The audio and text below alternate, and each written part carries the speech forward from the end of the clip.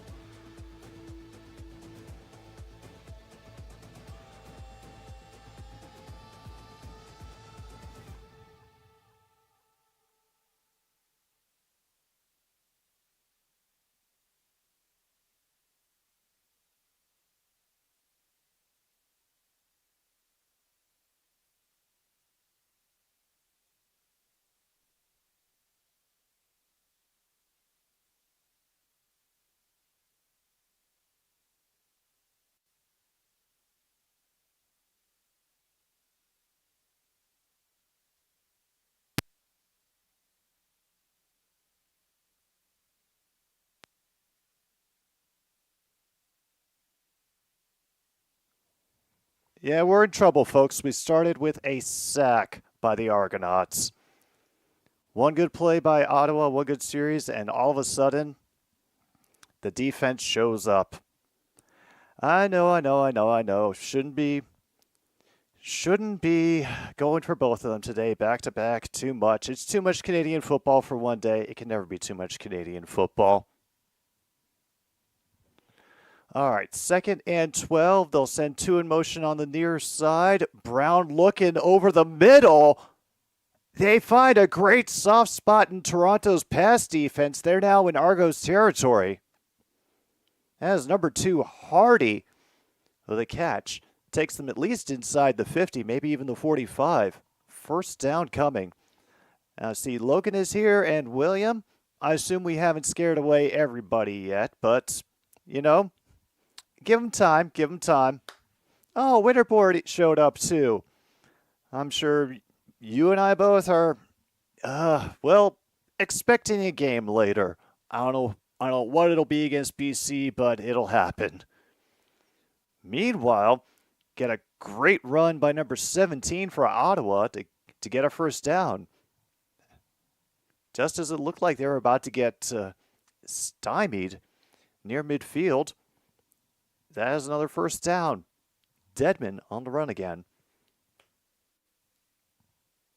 We're slowly catching up on the time, too. We're down to 11:50 to go here in the first quarter.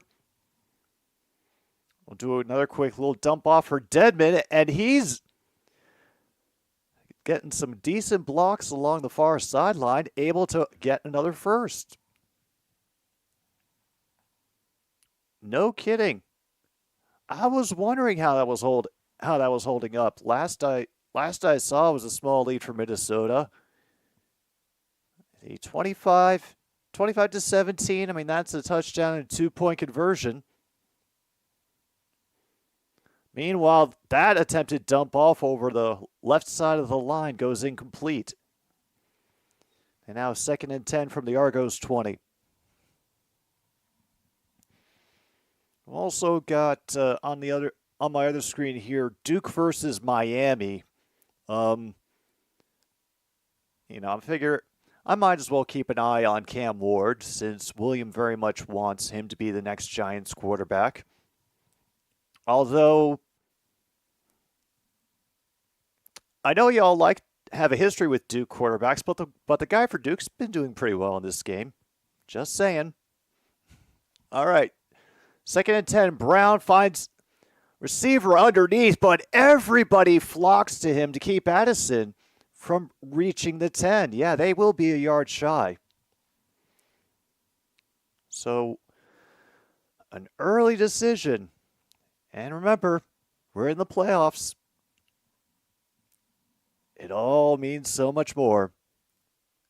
Oh, they're going for it. Brown will be under center. And he manages it on the QB sneak. I understand it, Winterborn. Life getting in the way of life and all that.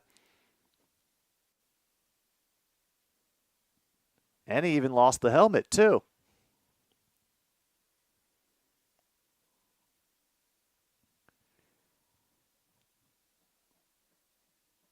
Oh, absolutely, they got the first down. No question.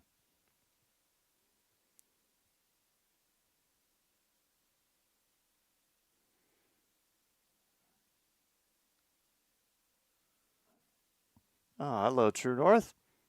Good to see you. I thought they had gotten it. I mean, this ought to be at least the far end of the ball. By at least 5 inches, first and goal.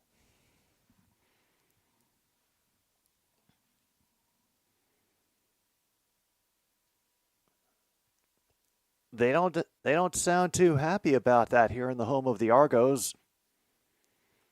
Meanwhile, Drew Brown got a solid start going. He has 3 receivers on the far side. 2 of them hitch at the line.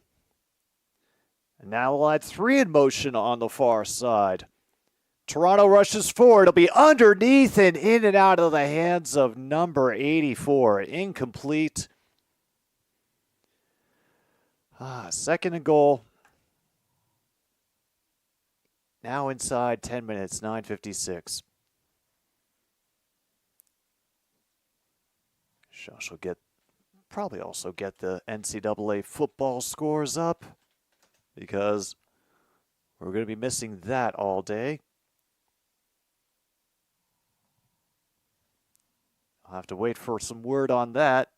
Meanwhile, Miami's about to put a dagger touchdown on the board. Drew Brown's about to get flushed from the pocket.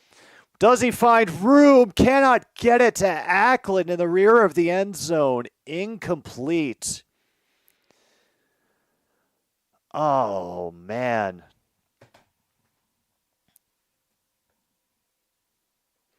Well, looks like we are going to the field goal.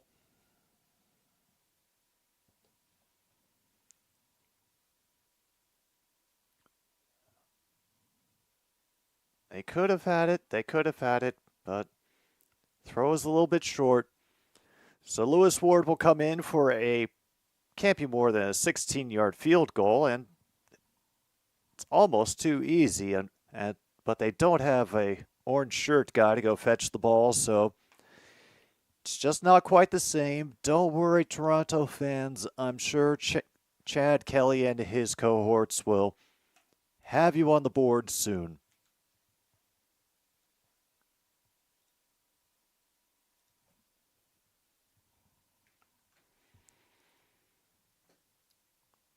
All right. Let's check the other football scores that are going on. Ohio State is holding on against Penn State 20-13 with under 2 minutes to go in the fourth, and via the grace of the refs. If you watched the game, you saw it. It's now 46-31 Miami, going to improve to 9-0, and parts of the state only going to get more insufferable from here on out. Ole Miss is beating up on Arkansas 63-24 with under 7 minutes to go in the fourth quarter. That's just cruel. I'm only just now catching up to where Logan was for the Minnesota game. According to the ESPN scoreboard, Minnesota still has to do 3rd and 2.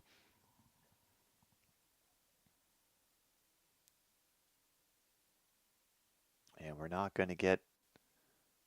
Yeah, we still got 10 more minutes until Oregon and Michigan start up, as well as Georgia versus Florida and Texas Tech versus Iowa State, which I'm sure is the one all of you are waiting for.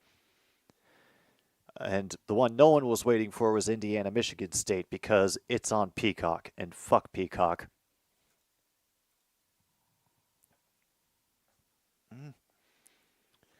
Well, we can try, True North, but eventually we will. MKI, hope you are doing well today. I don't know if you all got a laugh out of the headline that Garrett Cole, the Yankees pitcher, has opted out of his contract. The Yankees can counter it if they add another year to the contract and an additional $36 million. So, yeah, good news day all around, I think. A nice swing out to Makai Polk, who will get dragged to the sideline.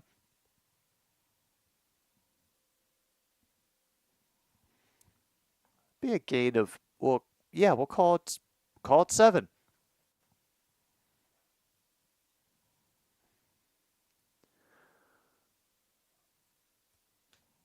Okay.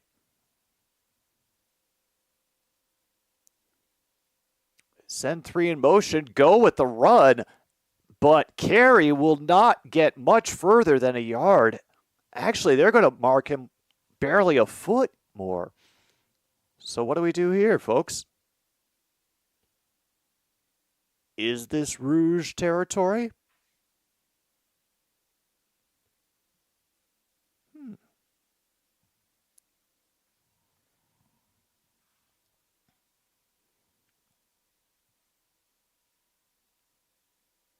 I thought the Cheers were going for it on 3rd down. No, they put out the punt formation. Doesn't mean they're not going to fake, but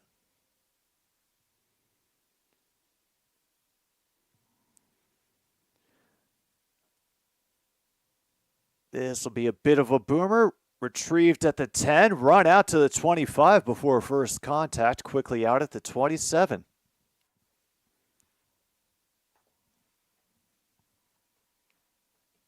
And because this is the playoffs, we will get another commercial break before the Red Blacks come back on the field.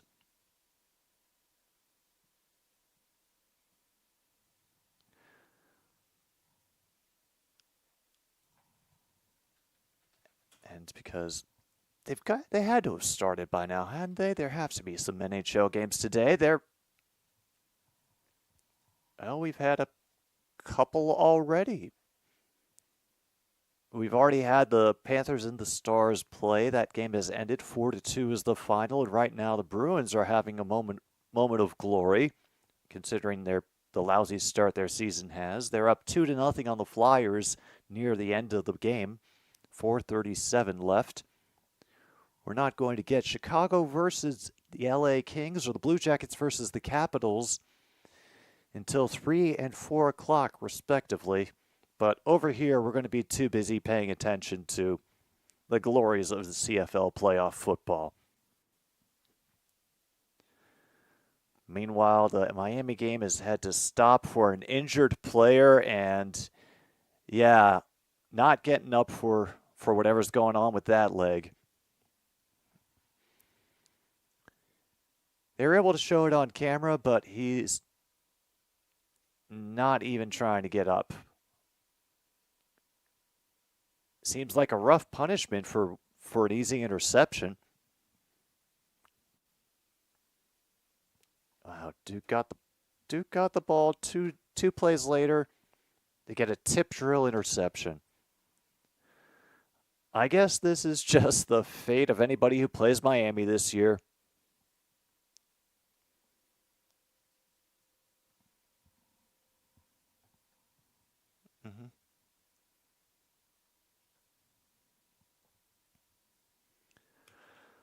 All right.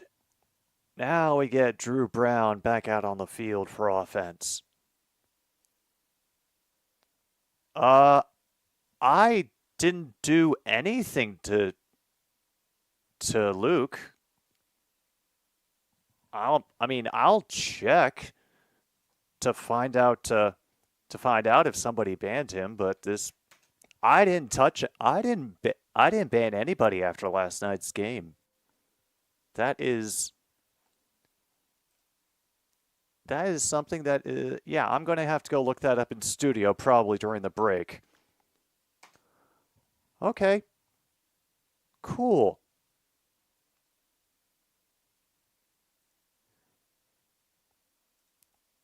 Permissions, community. Oh, here's community.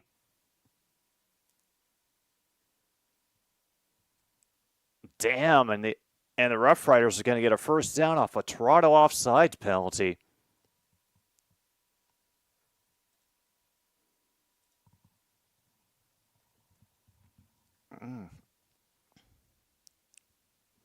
I don't know what to say about it at the moment other than seems like YouTube doing stupid YouTube things.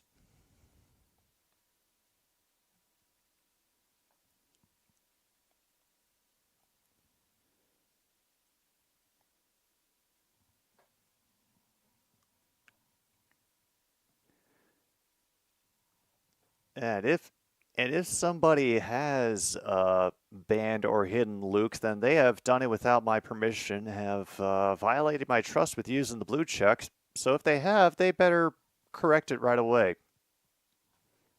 Appreciate it. Meanwhile, we got 2nd and 3 now for the Red Blacks. Get some additional rushers. And they pitch it back, but it's a little bit too far, but they do draw the flag on number 23.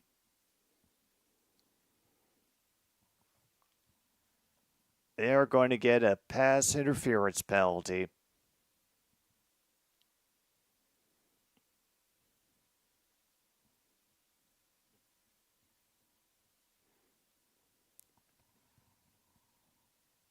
Oh man, the guy who runs the counter at the tire place is in good form today as our referee.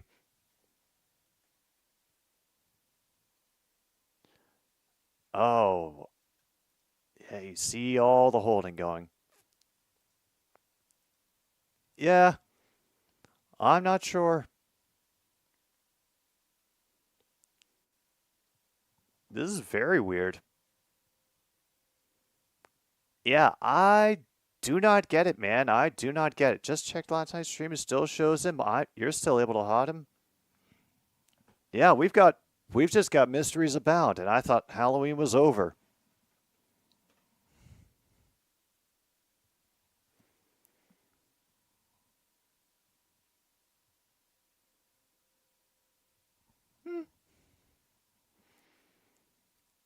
All right, under 6 minutes. The Red Blacks are inside the Toronto 30. They've got 2nd and 7. They show a rush of only 4, leaving 8 to defend. And it'll be a quick one underneath, but a good job tackling him just short.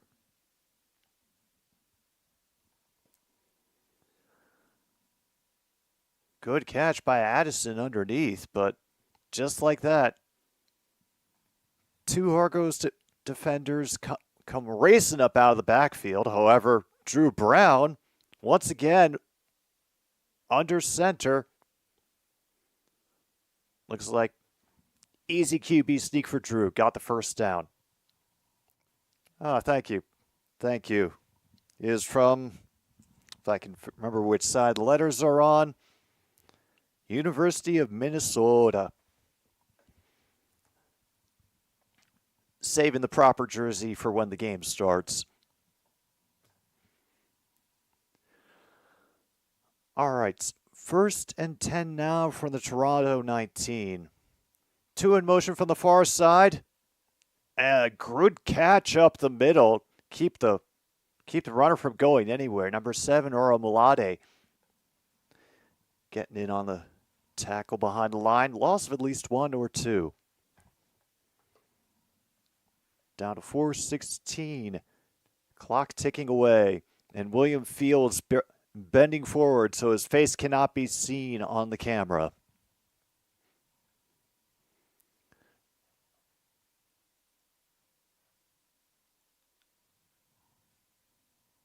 All right, some extra noise coming up from the home crowd now as we have 2nd and 11 from the 21.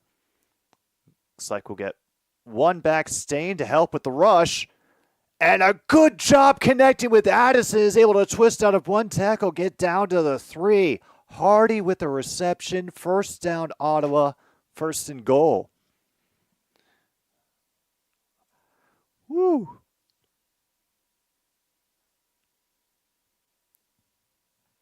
You know what? I don't know what to tell you, folks. Meanwhile, number 25 for Miami is getting helped off the field. He's got the towel over his head.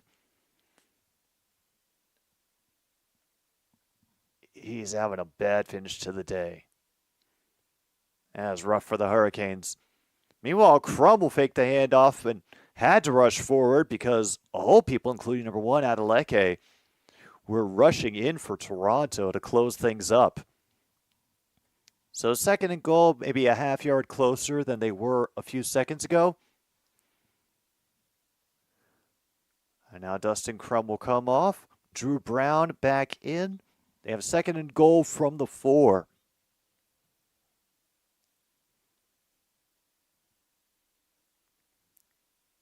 Burner test.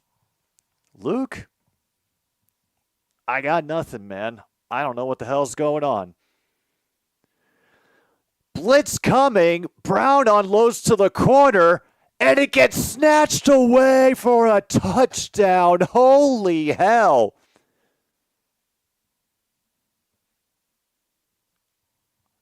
Addison snatched it away from the defender. Now 9-0, Ottawa.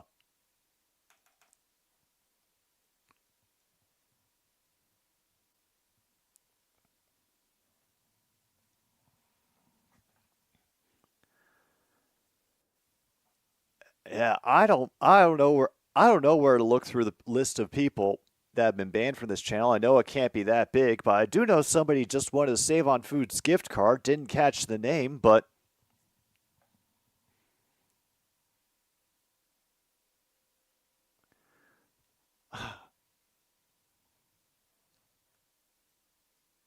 yeah, this is real weird. I'm on live chat right now. I am looking through.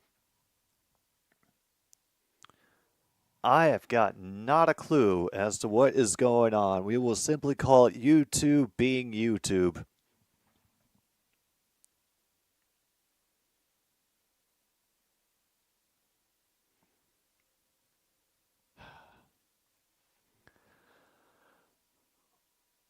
Oh, hell. Meanwhile, Duke just coughed up the ball.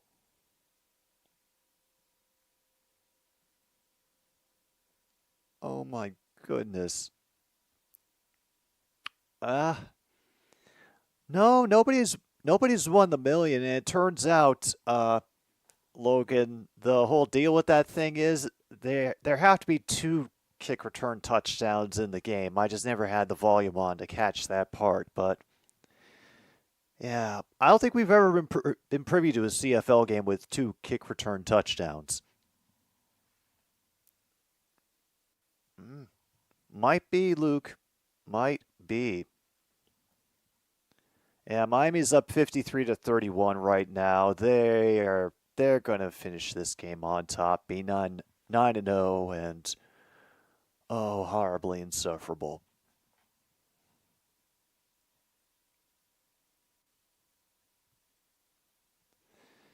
Oh yeah. I mean, someday we'll get to the bottom of the mystery about why all those different music videos have been banned by the Canadian government. But we just assume culture clash, really. That seems like the easiest.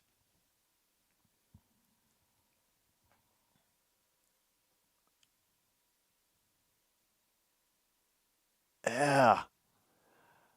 Right over the head of Mechie, the defender that was on Addison. Could have had an opportunity to take it away, but Addison in better position for it. Meanwhile, Teoscar Hernandez is going to get a 3-year, $75 million contract with the Dodgers. Good for him. Get paid. All right, Grant's on to kick off this. Right now, we'll make it to the 40 before getting shoved down. Maybe the 41, too.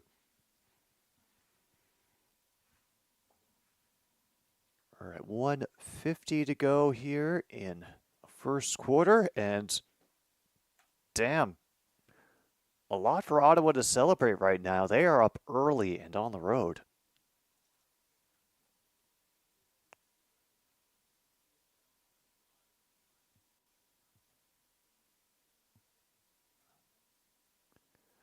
Oh, and now they've got their own, the CFL has its own hype video.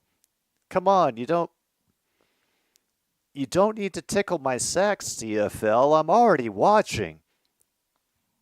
And no, we don't need to fraternize Timber Mart CFL Plus because there's only one hardware and home improvement retailer that we support here on Another Stupid Sports Show, and that is the Home Depot, who have been with us through the NHL and the CFL over the past year.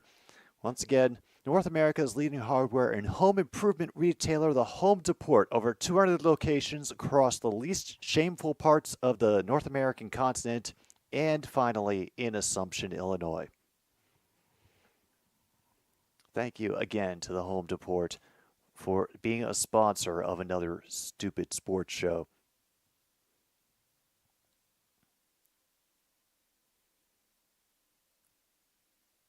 Ooh, damn. Are they really going to? Yeah, they're talking to the injured player on the sideline, Adarius Pickett. Whew.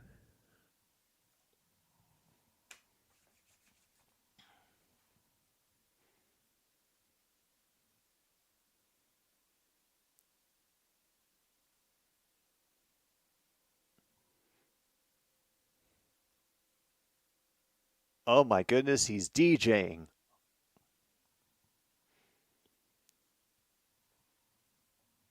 Yep, he's DJing. I need to. Adarius Pickett.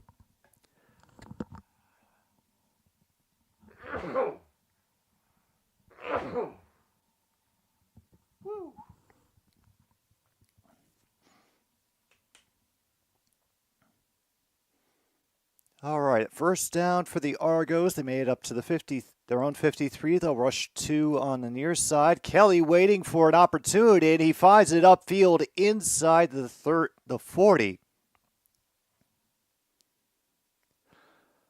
All right. Looks like they've decided they want to play too. Let me get up the roster so I can properly credit, Mackay Polk. Dude, whose name we've been calling with great frequency this season. Rookie having a wonderful year for the Argos. They just... What?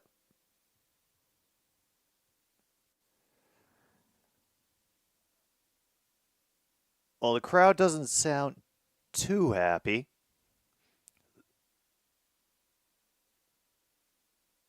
Oh, damn. Holding on Toronto. So now 1st and 20. Kelly's going to try to get a run back up the middle. That'll get 6, maybe 7, but 2nd and long still ahead for Toronto.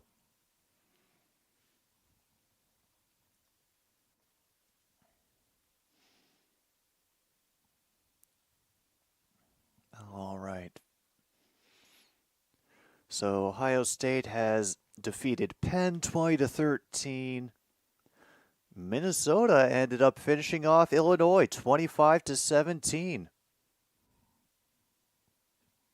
Might knock Illinois out of the top 25. Pressure coming. Kelly has to throw, and nobody home.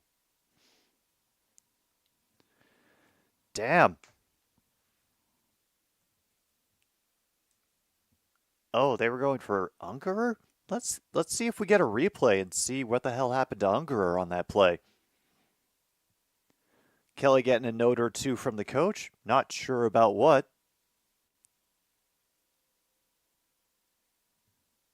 And Harilahu will be in to kick because they did manage to get to 37. 44-yard field goal attempt. Makeable, but not a guarantee. However, Harilahu sends it true and through. And congratulations, Toronto. You are no longer scoreless.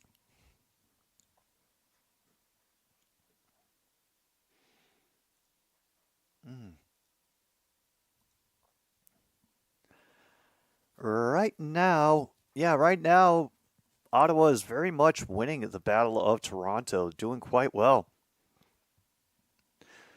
Good but tired is a good description for me as well, Winterborn. Hope you all are at least relaxing here on this Saturday afternoon, that your teams aren't taking too big of a beating, whatever league they're in. We're just going to take a little pause for the cause so we can drink, get some water into our systems. We'll return for the second quarter of the Eastern Semifinal here on another Stupid Sports Show. Thanks for joining us.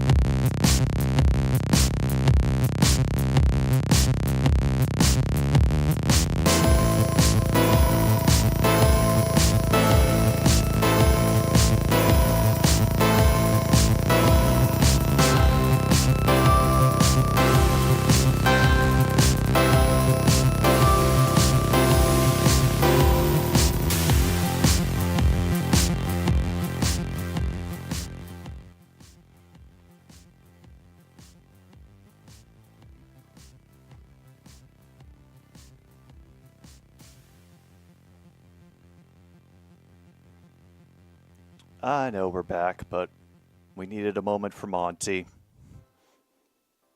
I know, Monty. It should be the Tie Cats, but it unfortunately is not. I don't know what's stuck behind you right there, but maybe it'll be unstuck someday.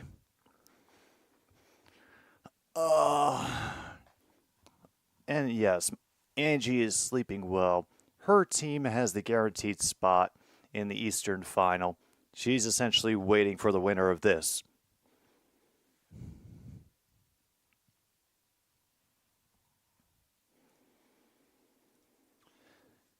And Red Blacks have been forced to 2 and out. Grant trying to outrun people, isn't able to get the edge clean, and is brought down around the 32. Could hear the disappointment. You really could when he got tackled. They've seen some great returns out of Grant this season.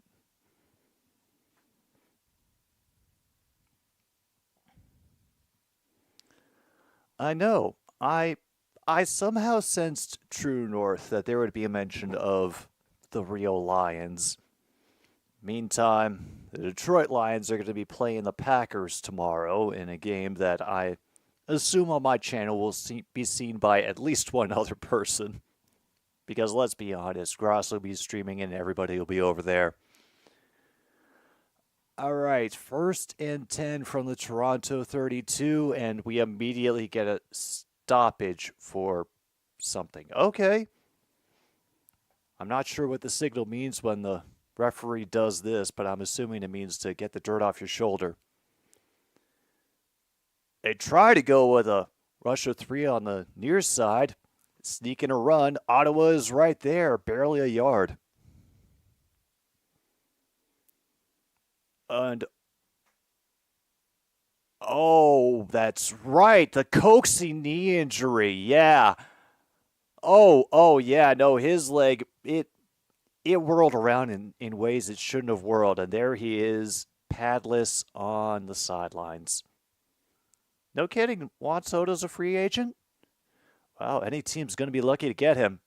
Meanwhile, Kelly just got drilled, lost the ball, and the Red Blacks have recovered. And Kelly is still slow to get up. Finally stands. Holy hell. Yeah, that was a straight up Goldberg spear. Coming off the protection, picked up the edge, but lost up the middle, number 94, Maudlin.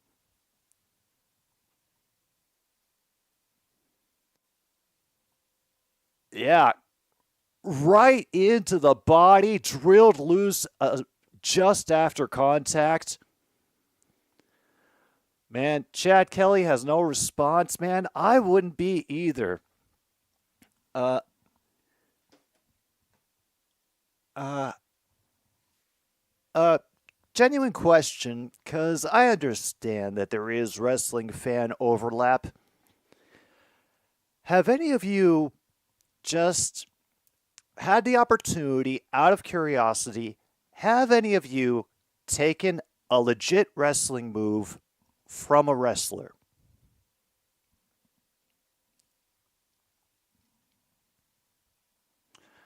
Um, I did it only once, and the only thing that he did, because it was the easiest thing to demonstrate on somebody with no real wrestling experience, is how to do like the Ric Flair chop across the chest. You know, you just basically got to give a big target, and they're essentially trying to hit you in a way that makes the most noise. The thing is, it hurts still. It stings. Like, it sounds worse than it is, but it still fucking hurts. Like, there's not very much selling that you have to do. And yeah, after like the shock wore off and the pain set in, I was like, yeah, never going to be mocking this again. They go through hell. Uh yeah, that was from a producer of a show who did not want to rehearse the chair shot because they insisted that they knew what they were doing. Although I insisted on practicing the second chair shot I took with the performer who was going to be working opposite me. And I'd like to think that any professional wrestler or performer worth their salt would have at least rehearsed that once. Meanwhile, Drew Brown will once again have to escape the pocket. He's going to go for it all and nearly ends up throwing a pick right to number 8. The most that was just dumb. Yeah, Amos nearly had just a easy picks. Could have snatched it right out of the air. I understand where he was going, but everybody was there and waiting for it. I'm not sure it even would have made it. Oh my goodness, Amos ended up knocking the pass down so his own guy couldn't get the interception. Oh man, that is some bad luck for Toronto. Meanwhile, we get this play stopped with an early whistle. Wow. The signal for time count violation is literally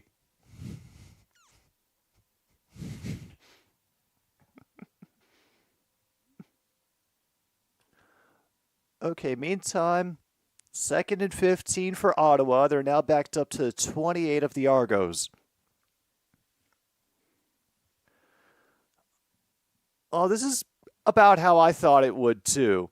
And now we have a pass complete. over the middle, number 84. That is I think, first down for Ottawa. Well, there we go. Getting to 11 minutes to go here in the first half. Ottawa once again moving down the field. Somewhat similar to the signal for no ball in cricket, just without rotating the arm. Okay, now it's been a while since I've looked over the terminology, but we have a double toss on the reverse. However, the defense is there in a snap. They'll only lose 2. That runner tried his hardest, but damn, Khalil Pimpleton could not break free. A little bit, True North, a little bit. So remind me, a no ball in cricket, that doesn't count toward a completion of an over, right?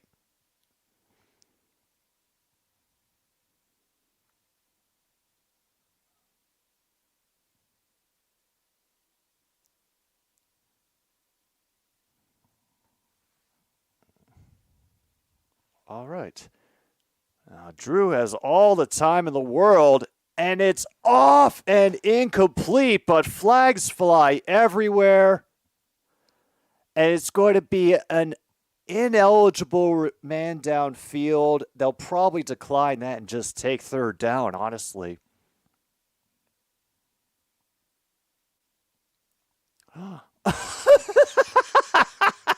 Sorry, the referee just knocked off his own hat trying to get the signal right.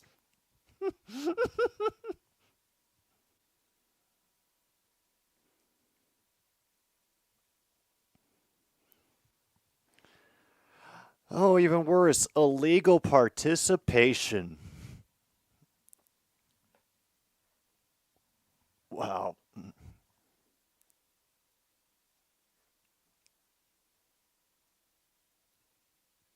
What's the equivalent penalty in American football called? Illegal touching? I think I might like illegal participation better. 20-yard kickoff for 20-yard field goal for Ward is true and through. And now 10-point lead is a thing again. Still waiting for Kadeem Carey or maybe even Grant to bust things open for the Argos. So far in the first half, no such luck.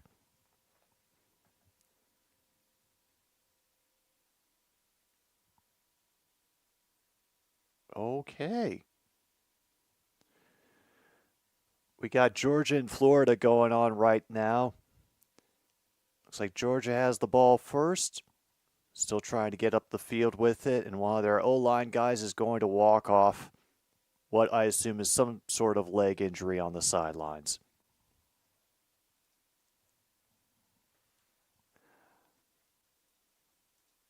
All right, back to these scores. We do have something going in Oregon of a passing touchdown to Evan Stewart from Dylan Gabriel. They're up 6-0 against the Wolverines of Minnesota. Texas Tech has struck first against undefeated Iowa State. 7-0 the score about halfway through the first quarter. And Michigan State has kicked a field goal to draw first blood against Indiana, 3-0.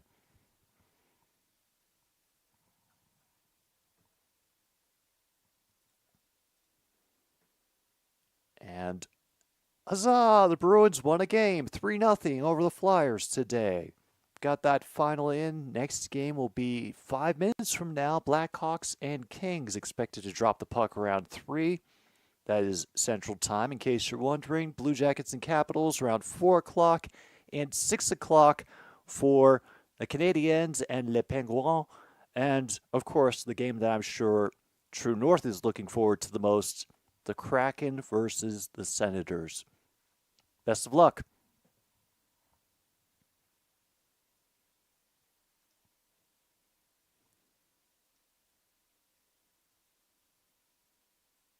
No kidding. Cornman's at the game today.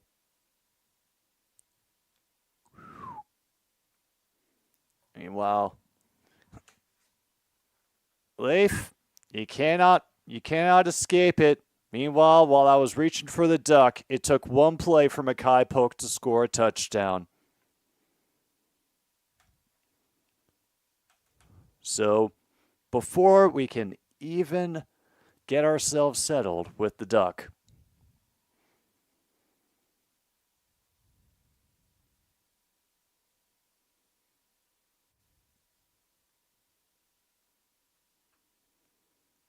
yeah, there they are from the 40. They just threw a bomb, said, fuck it, Polk's down there somewhere, and he turned on the Jets.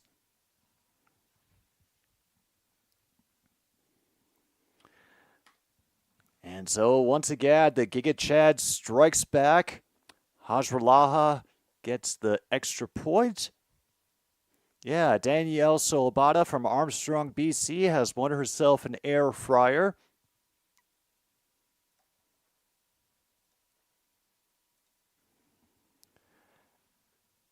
And that's all they need. 16 seconds for one play and is 13-10. They're going to replay it again because they want to be obsessed over it. Meanwhile, I want to see what Georgia's going to get up to against Florida. Put two receivers on the far side. Back to his left, then cannot decide what he wants to do, just takes a timeout. Oh no, might have gotten a flag for delay of game.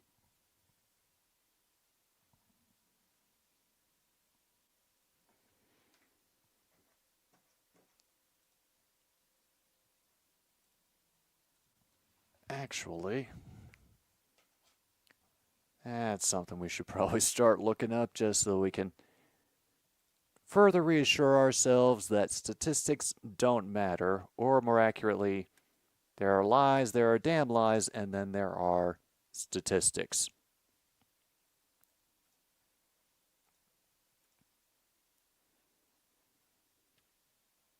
So right now, Drew Brown, 13 for 18, 123 yards, one touchdown. Chad Kelly, 4 for 5, 112 yards, one touchdown.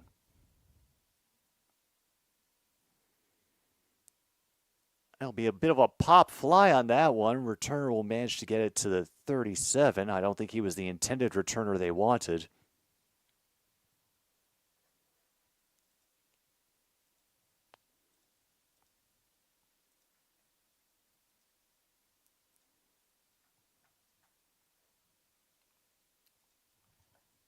Although I do want to see if there has been a follow-up, because MKI,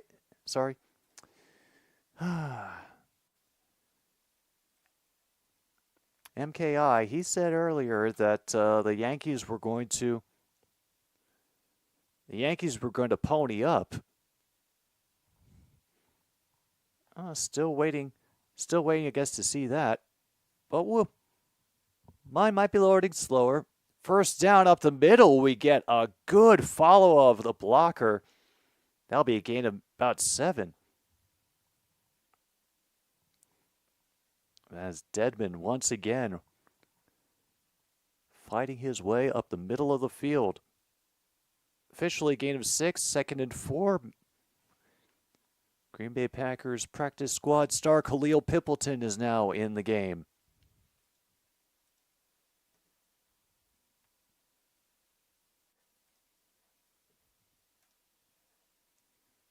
No kidding. So, no further issues with the groin, huh? And a great catch up the middle. That's by Addison. First down in Argos territory. We're about a minute behind on the time, 7:45 to go.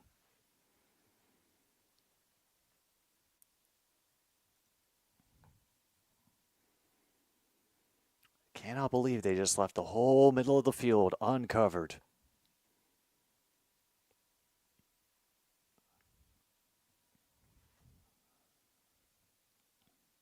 Made it to the 45. And we have to stop it again. And what is it? Procedure.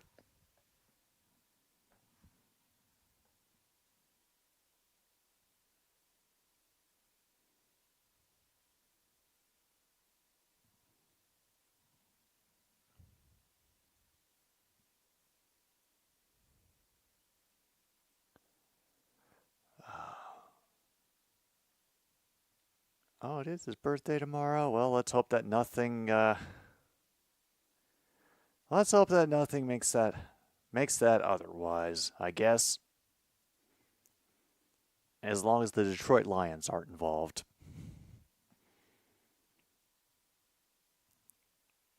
Oh, no kidding. Meanwhile, Drew Brown was about to get run over. Then Addison ends up taking just a quick flip out of the backfield.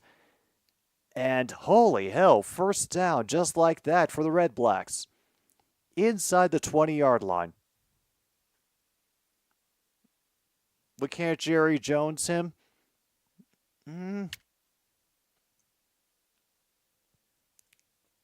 Well, on a long enough timeline, we probably could. But right now, no.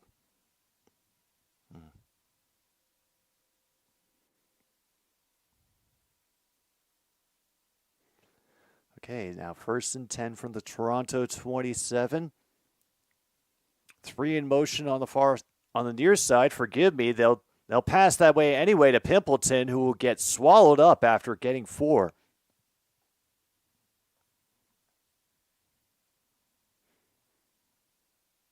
All right, now we've got our first F-bomb over the air. A little rejoinder from Pimpleton after he got tackled out of bounds. I thought he had been, he got brought out near the Ottawa bench. That F-bomb came from one of the Toronto defenders, returning some smack talk. All right, 5:51 officially.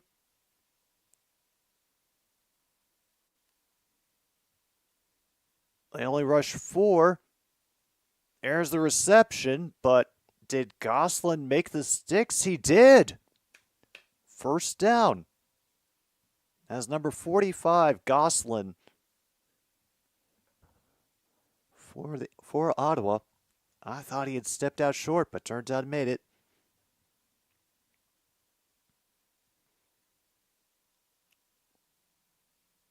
Wow, whole stack of people, and nobody suspects that he's going to be the primary target. So 1st and 10 from the Toronto 17. A great job coming up from behind. Number 35 for the Argos.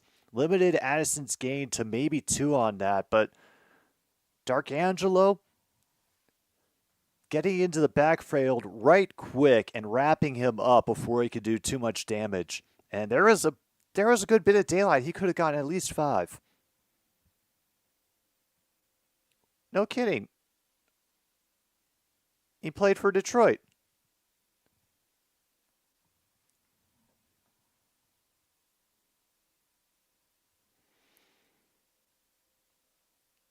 All right, extra pressure is met. And once again, great tackling. Mechie gets the tackle. Runner is down. So that ball coming out makes no difference. Here is 3rd down.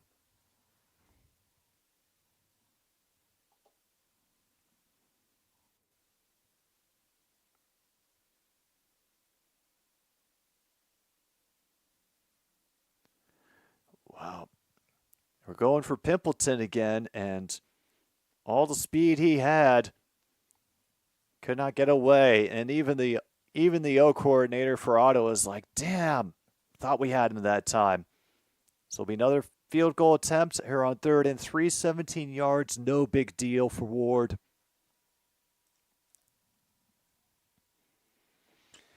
I mean, it's something. It is something, but Ottawa has been wrapped up twice on and just getting bogged down near the scoring zone every time they've had some sustained offensive production.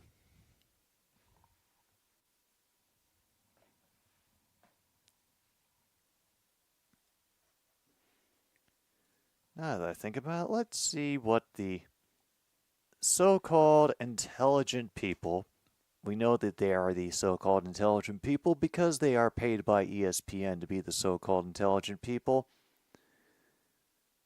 What the hell do they think about the Packers-Lions setup? And just for the sake of transparency, I'll click into the stories from the Green Bay Packers sides of things.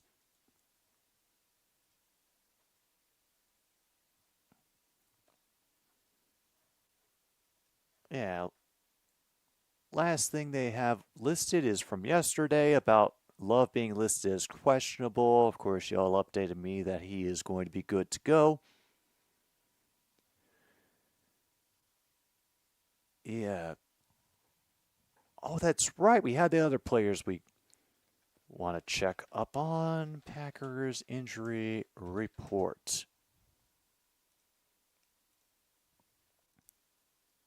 Of course, now that I'm saying it, there's probably some corrections flooding in.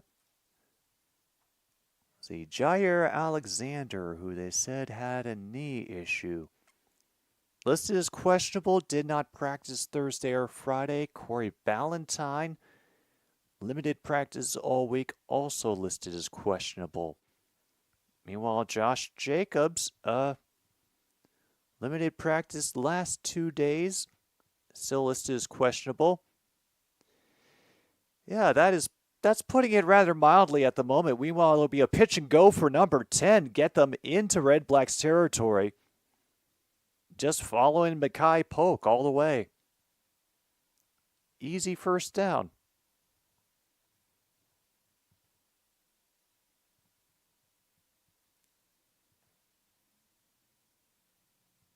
Well, what about Josh Myers? Oh, and he's listed as doubtful because of that wrist injury. Okay.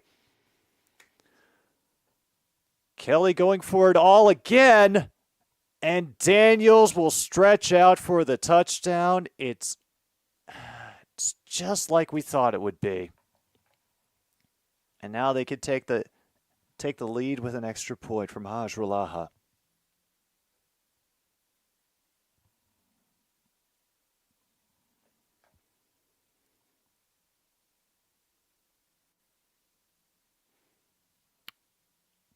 Remember, folks, it's only a taunting penalty if you do it to the Ohio State Buckeyes.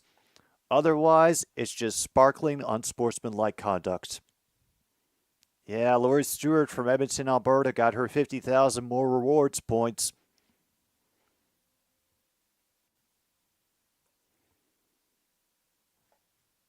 And there it is, 17-16, and the roar comes up as Toronto has the lead again. 3:09 to go. And we're nearly there, aren't we? The magic that is 3 minutes in heaven. Remember, folks, last 3 minutes of the CFL games. And in the first half and the second half, clock stops after every play, no matter the result of the play. And holy hell, they got a song going.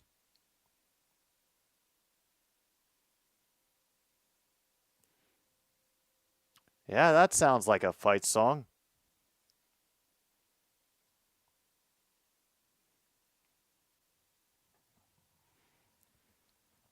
Meanwhile, Georgia has to deal with 2nd and 2.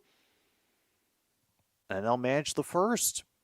They're now up to their own 26. Little ways to go, and that game is still 0-0 at the moment. Now the rest of college football. Michigan has tied up Oregon 7-7. Texas Tech still leads Iowa State 10-3. Michigan State blanking Indiana at the moment. At the end of the first is 10-0. And Kansas State Houston is delayed. Not sure for what. It's another short kick, and once again, an impromptu returner gets tackled inside the 40.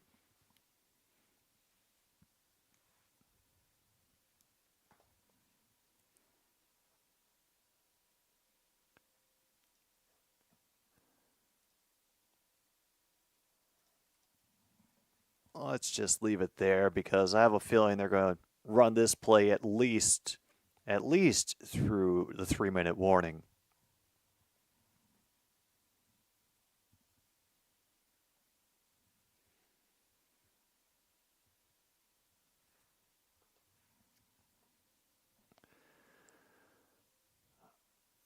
So they'll rush everybody on the near side of the field. Drew Brown drops back. We'll throw it to Anderson underneath everything.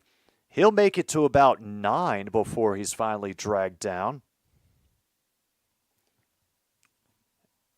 And that'll take us right to the 3-minute warning.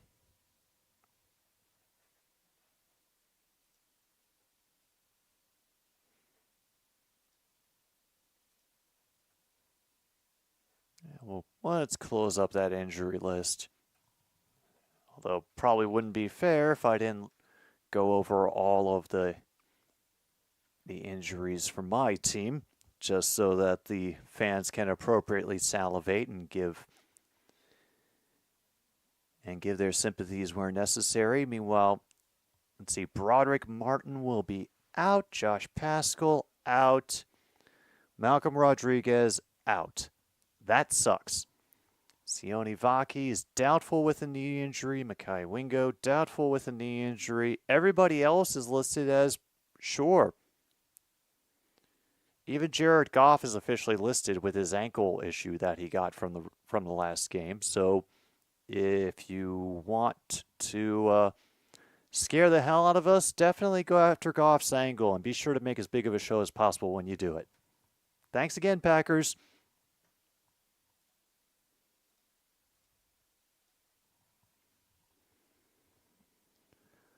All right, what can Georgia do here? On 1st and 10, they've made inside the Florida 40. Over the middle, they find a bullet and connect at the 22. First down, just like that for the Bulldogs. Never mind, goes away because of holding. And there we are, Blackhawks Kings underway, still scoreless. Only a minute and a half has gone by.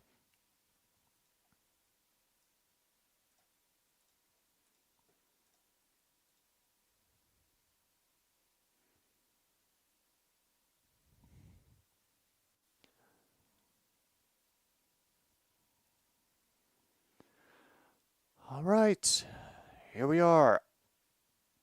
3 minutes in heaven. Here it is for the first time in the playoffs. Well, at least for us. Be another good pitch and catch to Pimpleton. That should be a first down. And it is. Clock stops at 2:28.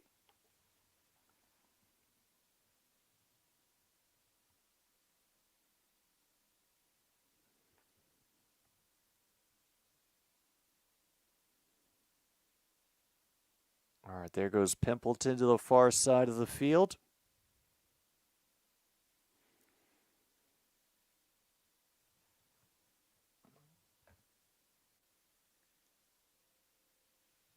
And Brown has to do a little bit of escape.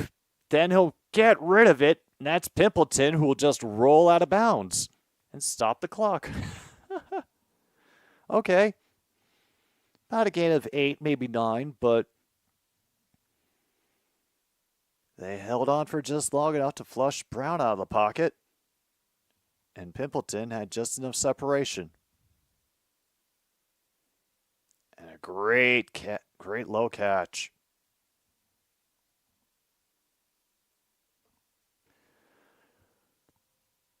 Just across the center line with that one. 2nd and 2 now for the Red Blacks. And they will go on a running play this time and waste a few more seconds with a gain of 3 and a first down.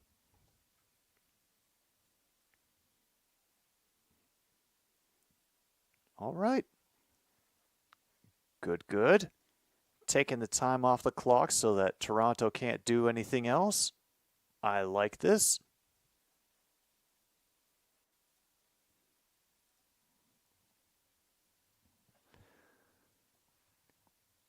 All right, down to the 51 now. Oh, man, through the traffic, and it gets ripped out. I thought the Red Blacks recovered. I'm sure that the Argos tried to bury it in a pile. Yeah, second down. Ottawa recovered. Woo. Number 54 for Ottawa recovers the fumble.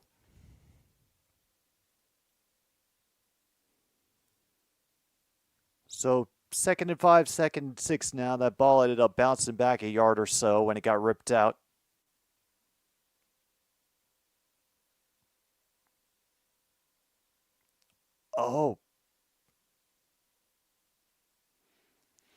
Oh, they're calling him down by contact. They were calling Pimpleton down by contact when he made the catch. Okay. Like just one knee was enough? Oh, okay. They're counting his knee right at the beginning of the play, right before he lost control. And again, Pimpleton with the first down. 2 or 3 extra bodies, try to rush in there and knock the ball out, but he's holding on this time.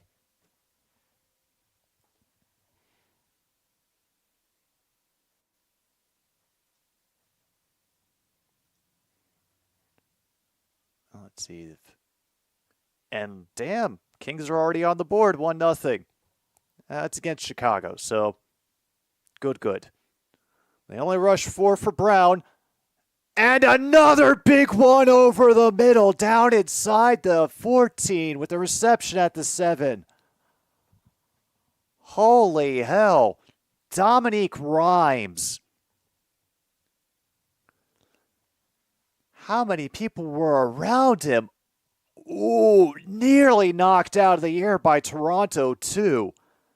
Everything had to go right for that play to work. It did. Meanwhile, Georgia's finally on the board with a field goal, but Ottawa finally getting some offensive mojo here at the end of the first half.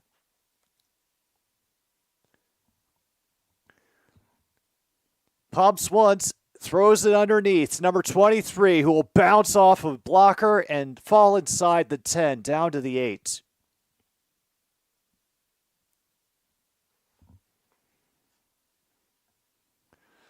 All right, let's see what Ottawa does here. How much time they decide to take off the clock. I would hope all of it is as much as possible, just so that Toronto. Yeah, they're going to take as much as possible.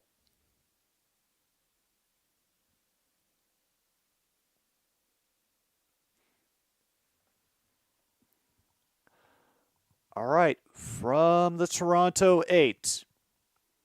They're going for it all. And they have it. Ackland in the back. Touchdown, Red Blacks. Down to 6 seconds now. The Red Blacks have taken the lead. That looks like a familiar red and black jacket.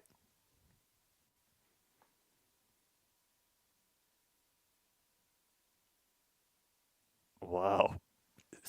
Through the goalposts and into the hands of Ackland. Drew Brown celebrating. Meanwhile, Brenda Wag has won herself a single-serve espresso maker.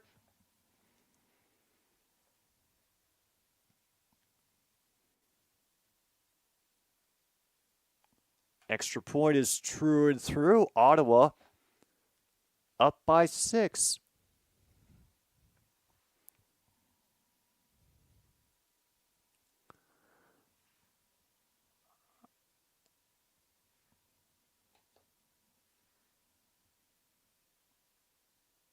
Holy hell. We have got ourselves a contest here in the CFL Playoffs. Ottawa managing to keep it interesting no matter how much Toronto seems to be able to score at will. The fake Rough Riders are beating Toronto. Oh, that's right. There used to be 2 Rough Riders in the league, and then they became the Ottawa Red Blacks.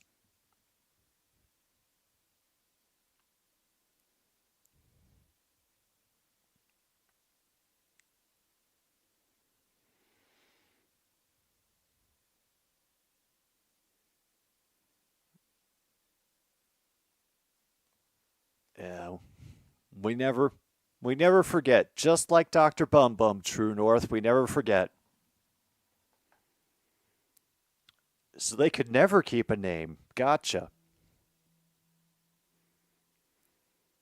Meanwhile, we're going to get a short kick, and unfortunately, they're going to be able to handle it right at the Ottawa 47. Ah.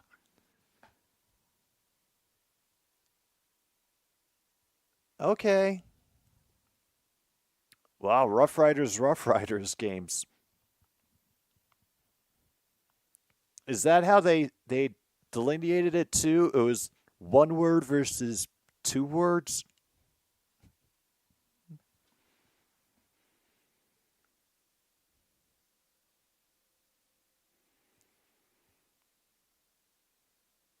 Oh, they've got to do it. It's the only option they really have. This is going to be a 53-yard attempt for Hajrullahu.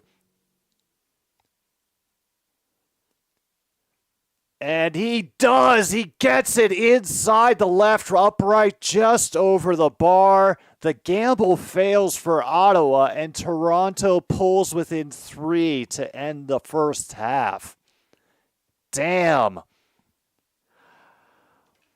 Oh. I gotta respect the motives,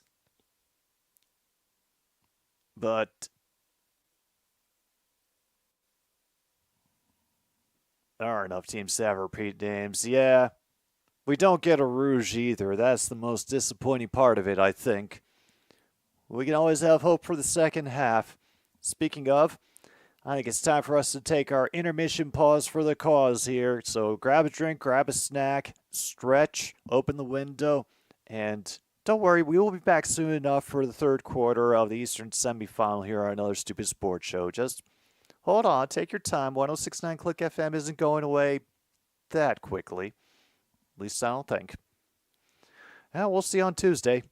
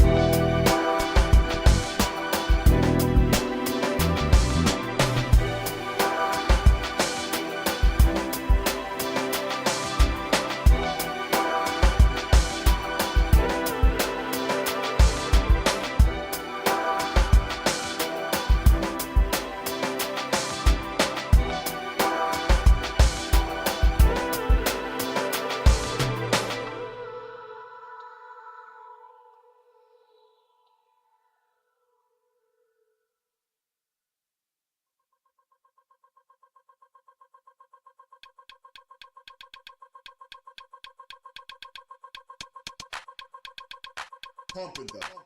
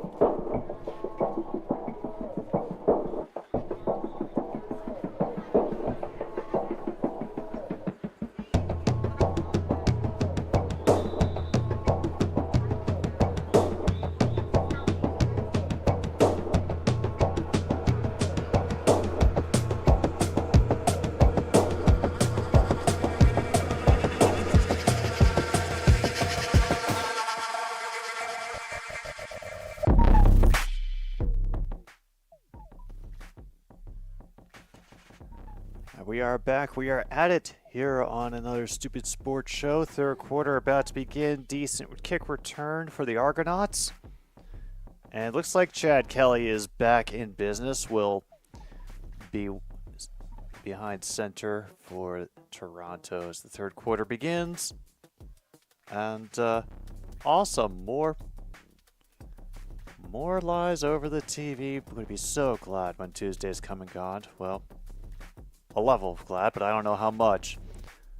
Get a lot of holding, I think, for Mr. Chad Kelly. It'll allow him to get the first down, but he takes a big shot at the end. That should be a flag. We should have another flag for the player getting shoved over, but I think they're going to let that slide because we must protect our Giga-Chad.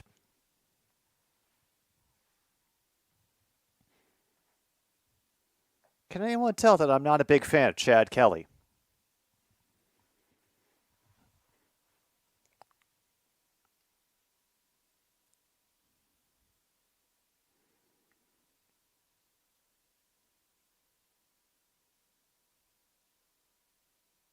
They'll add a 15-yard penalty, but honestly, for Chad Kelly, I don't think it'll ever be enough. All right, 1st and 10. Where have they decided to put it in their infinite wisdom? Hey, Luke, you're back. I don't know how the hell it happened, but you got your thing back. Yeah, see? He's looking for more. Oh, and Chad Kelly doesn't want to leave. And now he's down on a knee. And they are tossing him out. He throws his helmet. Remember, it is not unsportsmanlike conduct unless it is directed toward the Ohio State Buckeyes. What Chad Kelly just displayed is instead simply sparkling, unsportsmanlike conduct. But we're going to let it go this time because you know he's basically a good kid.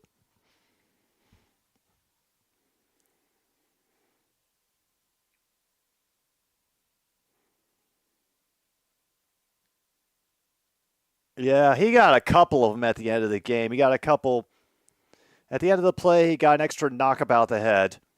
So Nick Arbuckle now in. 2 receivers running on the near side. They're just going to do a run this time. It'll be, is that Kadeem Carey? He manages 9. And do we get the return of our Giga-Chad? Yeah, you're still there. Luke, I can see you. You don't need to keep testing. Meanwhile, we got Malden getting shaken up. Not sure. It might be some kind of under the helmets thing, maybe a loose contact because they're having to dig in.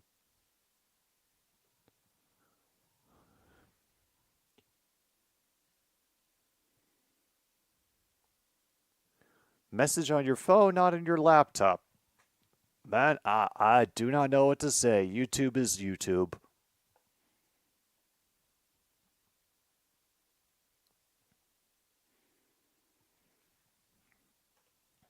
We've got all the time in the world right now. 2nd and 1 coming up. Yeah, Malden going on the sideline to get something removed from his eye, even with the screen in there. And finally, we get some action on the ground for Carey. He'll get leveled by his own dude after the play, but it's a first down. They can't complain too much.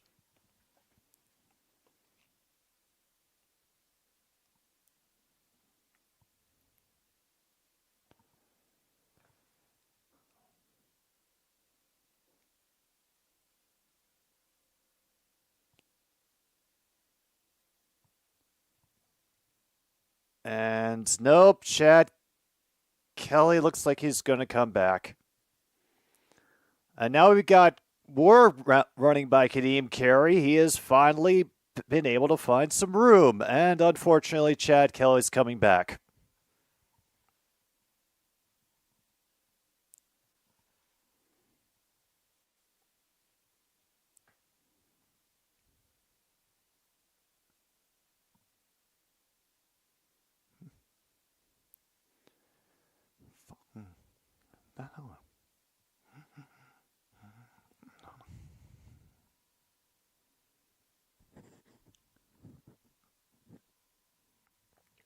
And that's immediate sling from Kelly to Daniels for another touchdown.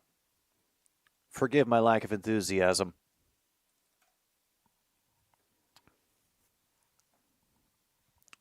Just saying, Ottawa. Penalties may be a stain on your record, but glory.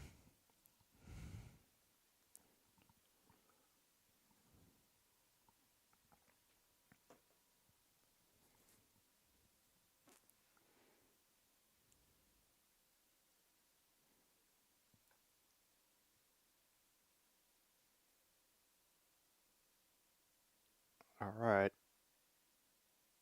Azrulaha will get the extra point through and through. Argo's up by 4 here in the beginning of the third, down to 12:16 to go. And the Giga-Chad has struck again. Nobody is safe from his long, apparently really long arm. Just make sure you're never in a room with Giga-Chad Kelly and his really long arm.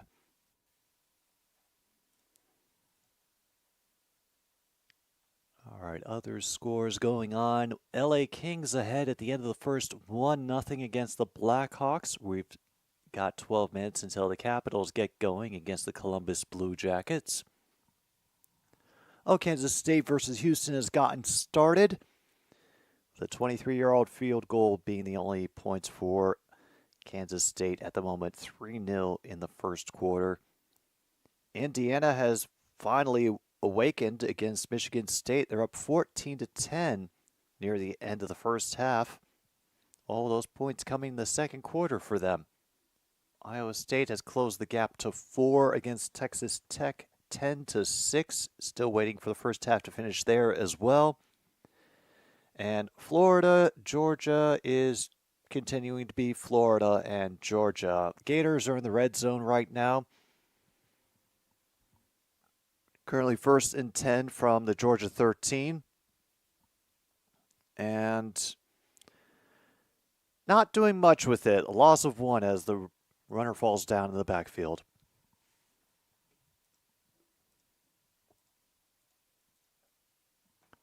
Oh yeah, how could I forget about the NBA?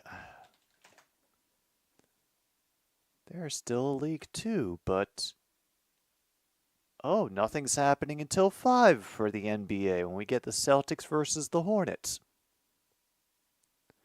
And unfortunately, the Pacers are off tonight, so I don't get any relaxation that way. It's okay.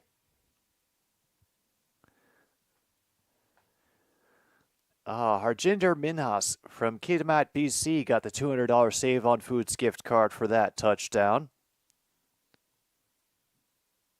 Crowd appearing to get pretty lively right now for this kickoff. And they're going to try the... Oh, they don't get quite the pop fly they were looking for that time. Manage it to the 25 and then deliver a hard hit as the returner gets to 43.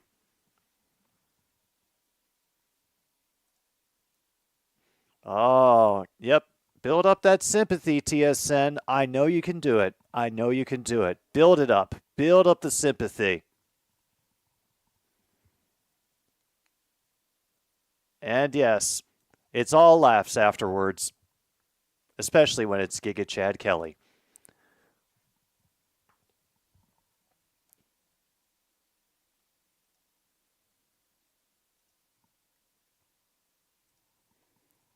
We can't expect YouTube to get it together. They already might be getting broken up. Meanwhile, Ackland will twist out of that coverage and fall a yard short of the first down. What could have been a 6-yard reception becomes 9. In time, Florida gets stymied in the red zone. They have to kick a field goal. That should be a first down. Drew Brown gets the QB sneak first down.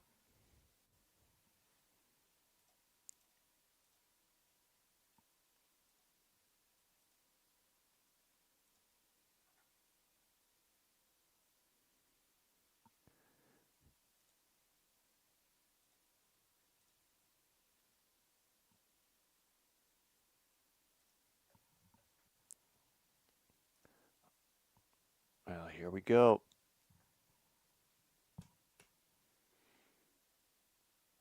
They made it to their own 54. They try to set up another screen with Pimpleton, but they're ready for it every time it's happened. He only gets 2, and the defenders swarm before they can do anything and do any real damage.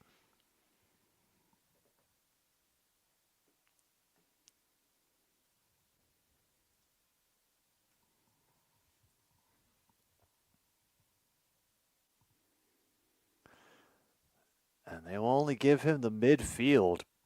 Barely a gain of 1. All right, down to 10-15. Like they'll only send a couple in motion on either side. Braun looking over the middle, and no, nothing doing. Incomplete. No flags, 3rd and 9, and Ottawa has to punt it away.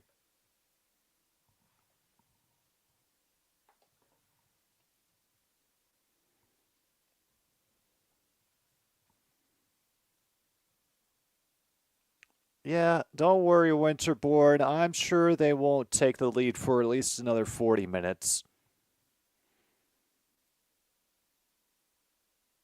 All right, they'll give him his yards. He'll slip out of the first tackle and the second, but will not get further than the 24. Immediately crushed by Roll and a few others. All right, down to 9:47 here in the third quarter. Ottawa trailing only by 4 as Toronto and the Giga-Chad have struck again.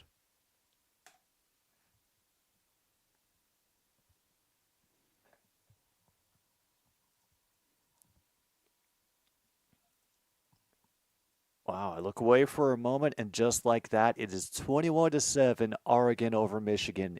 Still in the first half, 2 minutes to go. They've only reached their first squat for glory. Indiana has extended their lead over Michigan State to 11, now 21-10. They're just reaching their first squat for glory. Meantime, later on, we can look forward to Louisville, Clemson, more ACC collisions. Kentucky versus Tennessee, Pittsburgh versus SMU, and I guess Texas A&M versus South Carolina is supposed to be the marquee matchup because that's the one that's on ABC.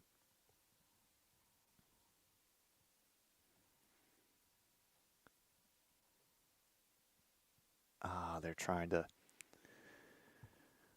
get us hyped about all the potential playoff teams, I'm assuming. Because unfortunately, we are getting to the point where we will have to start talking about the college football playoff. They're already doing the odds for who's supposed to get in. Unfortunately, Army apparently has an outside chance to get in, and I don't think we need that in our football discussions. We just don't.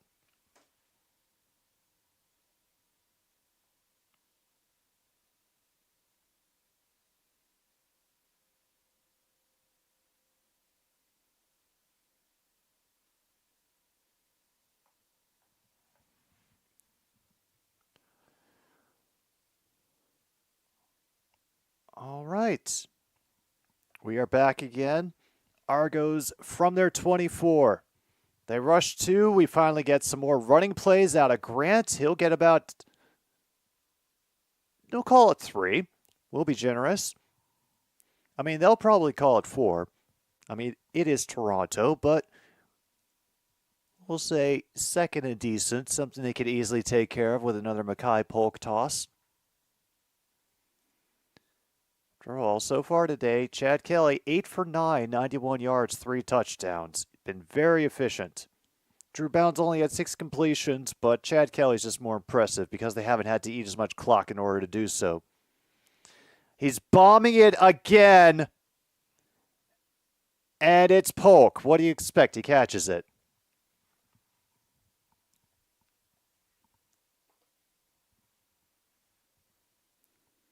So, unfortunately, looks like the Giga-Chad and his posse of marauders is going to do it again.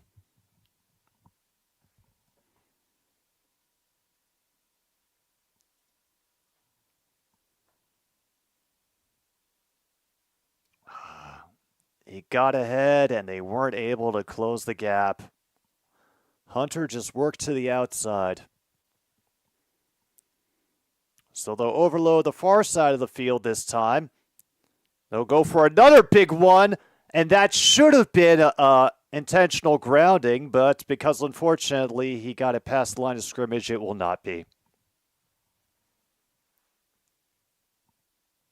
So they're going to ignore that and just replay the completion that he made. You know, good times.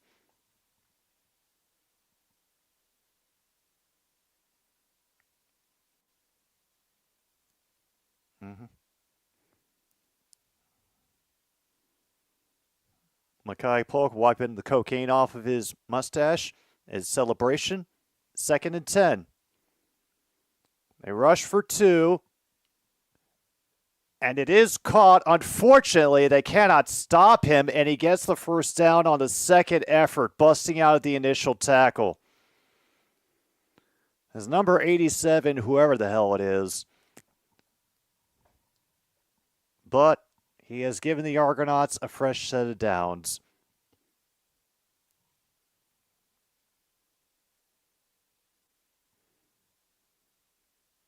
That is a shame.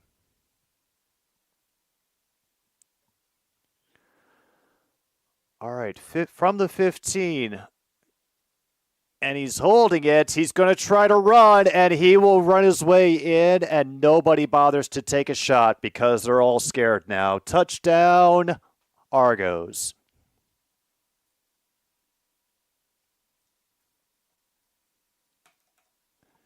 Yep, they now lead 33-23.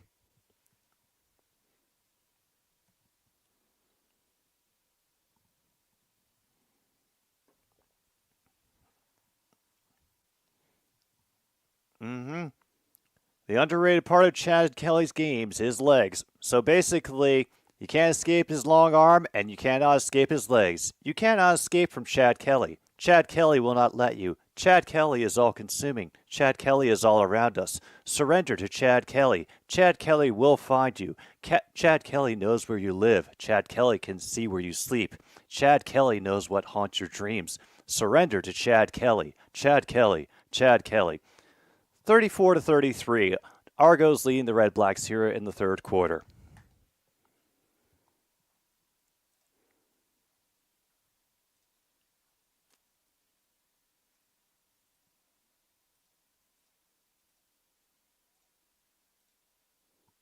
No new updates as far as the other scores go, and Florida, Georgia is just meandering aimlessly toward halftime while the players injuring each other just whenever they possibly can.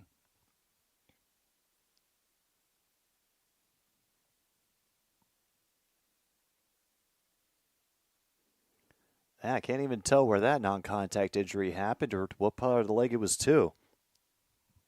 But there is a Florida player down on the field. They have 5 minutes to go in the second, and looks like nobody's going to make it to the playoffs at this rate.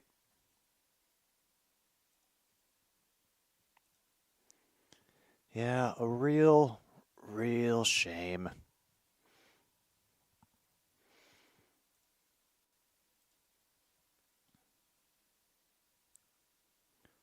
Still waiting for anything to come up, get started. In Blue Jackets Capitals, apparently they're having their own 8-minute delay to get things going, as is de rigueur in all professional sports these days. After all, we do have to get that extra commercial revenue. Meanwhile, this injured Florida player is going to be getting the cart, and now the real concern starts. Crystal Fortowski from Saskatoon, Saskatchewan won her single-serve ice cream maker thing. Meanwhile, Chad Kelly is showing off a veritable lineup of dense defense attorneys to his QB coach.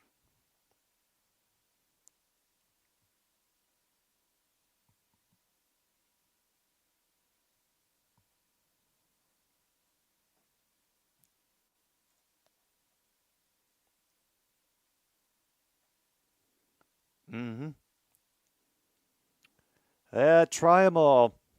Do the code testing that they never did, Luke.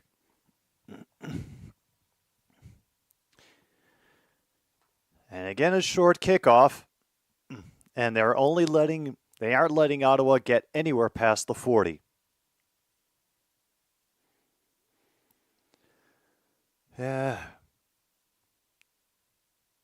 They need a... I mean, Drew Brown's doing great. The problem is that their defense can't do diddly anymore. All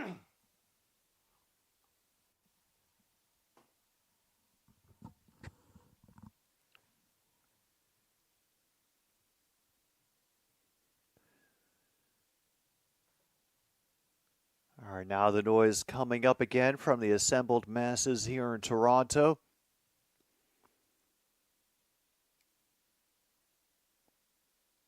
All right, now we have an injured Argos player getting escorted off the field.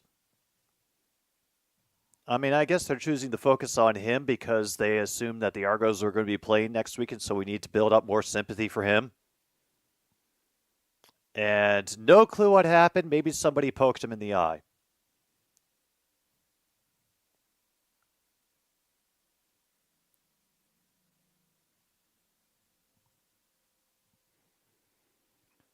No better way to put it, True North. Their secondary has taken the day off. And unfortunately, their pass rush has not done enough to destroy the Giga-Chad. Meanwhile, Pimpleton will get that catch out to the 54. We have one decent person on the Toronto secondary who helps him up.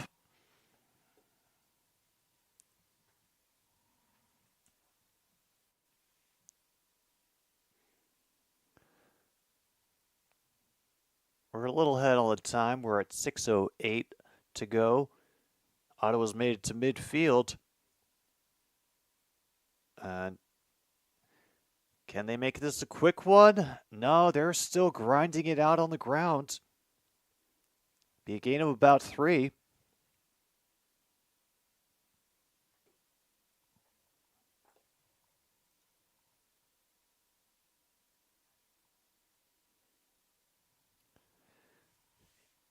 Everything's still frozen up in the college game. 2nd and 6 coming as the cowbells are ringing again.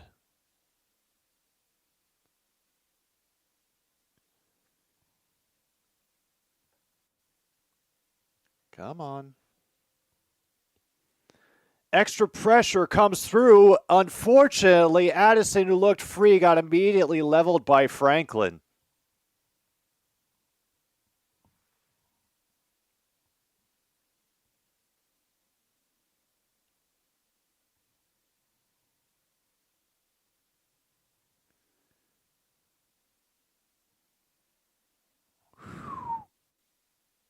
Absolutely nothing, so they have to give it away. We might be in Rouge territory, but unfortunately, I think we will not be so fortunate. And that is a return for Grant. Makes it through the first miss, and they absolutely twist him on the hit. He won't get much further than the 20. But now we're only at 4:35, and Toronto, they appear to be firmly in control.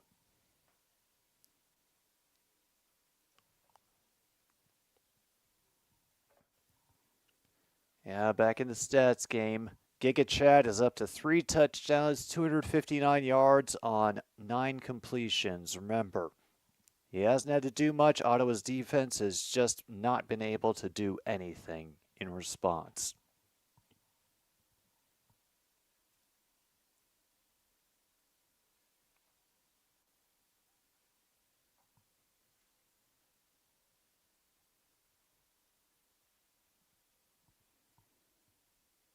All right, now Georgia's going to try to make an effort. That run will get about nowhere. Gain of 2. Still 3:41 to go before they reach halftime. Going to reach the point line in this game.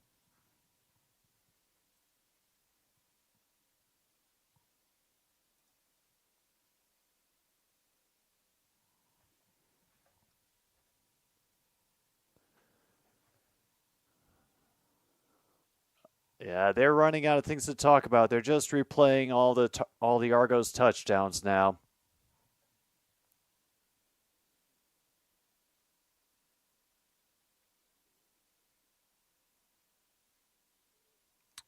Oh, what? Oh, come on. Are they really just... They're ignoring plays now so they can show us replays of all the Argos touchdowns. You're shitting me. Is that really what we're doing? Oh.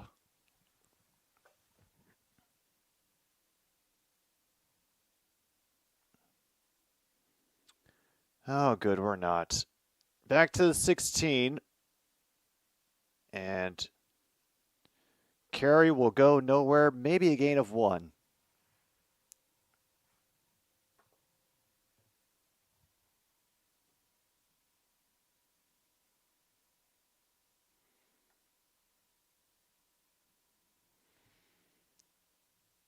Clock ticking away and Ottawa needing a stop. 2nd and 9 now. What do we get from this secondary? We get a procedure penalty on Toronto. Chad Kelly is planning who he is going to frag in the locker room later on. And that'll be 2nd and 14 for the Argos.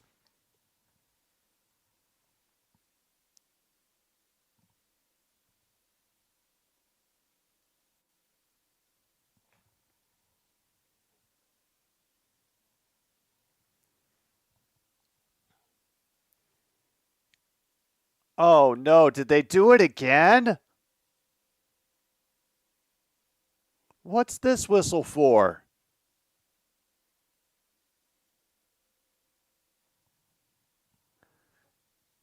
Now we just have no idea.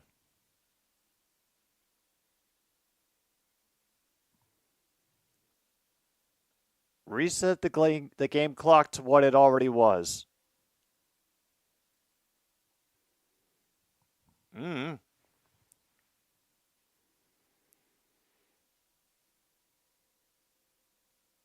All right, though, again, and finally Kelly gets brought down.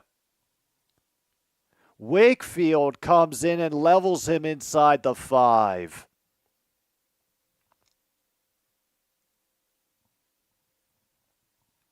Well, damn. Finally, the Argos have to punt it away. Yeah, just steps aside from his coverage man and charges right to Kelly. And Kelly is looking at the dude who had Wakefield on the coverage and, well, memorizing the last he'll see of his face, if we're going to be honest. I'm assuming that he's already sentenced him to 3 days in the pit. Oh, I can tell, True North.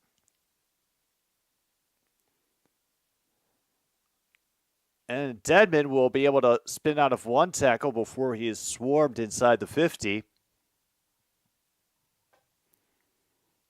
So I assume we'll have to wait again as we get our Ottawa offense back out.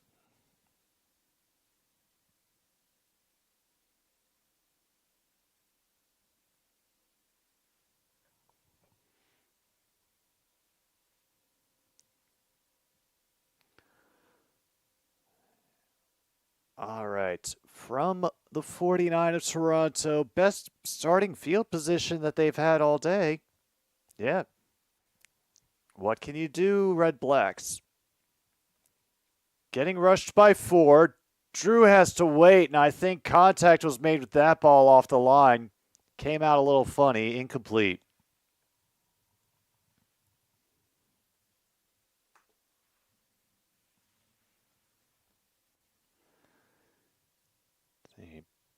On the edge, Parrish ends up supplying it, and it's just, he got spooked or something. No contact on the ball.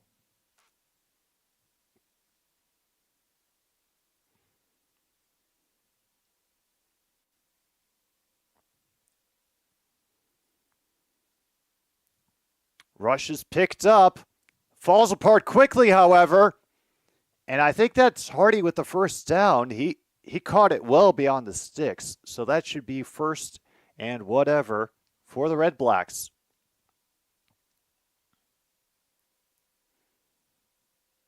Ends up lofting it over Addison, who was open underneath, but had a defender right up on his back. So down to the 35.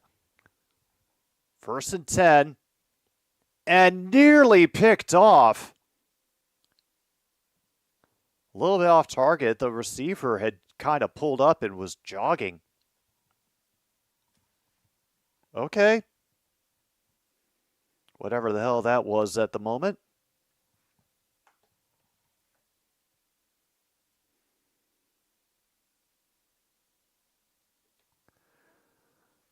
All right, down to under 140 to go.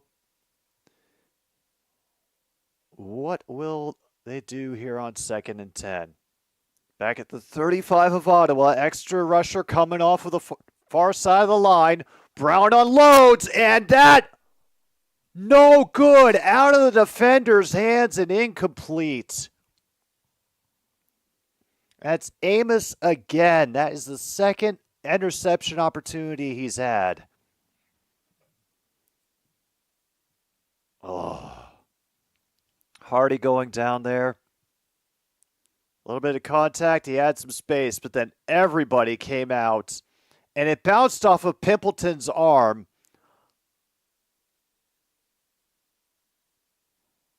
Yeah, he was looking for a call and contact. Pimpleton, it bounces off his hand, and he can't reel it in either.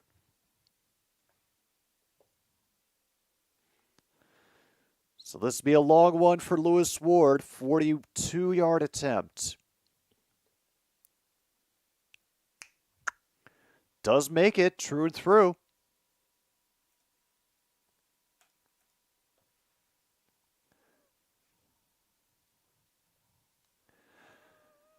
Well, as something anyway, is now only an 8-point lead for the Argos, but still plenty of time for them to score again. I don't know if I trust Ottawa's defense right now to hold up.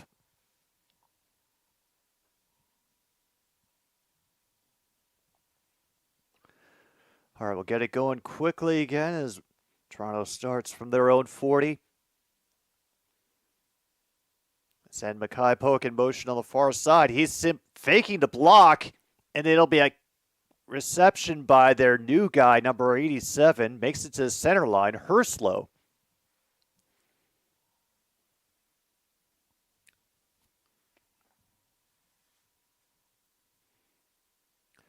And unfortunately, that is an Argos first down.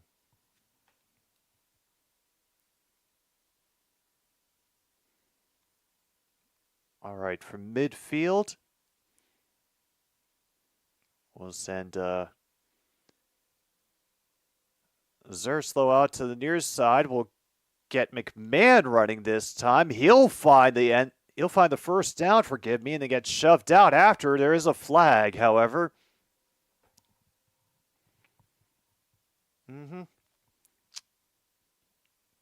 Couldn't have said it better myself, Winterborn.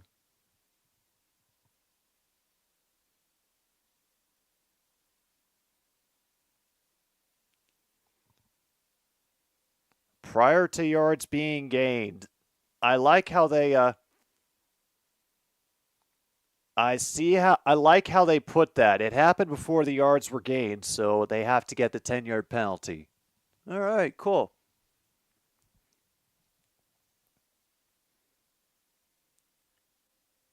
Oh, dear. Sorry, Toronto. Can't rain every day.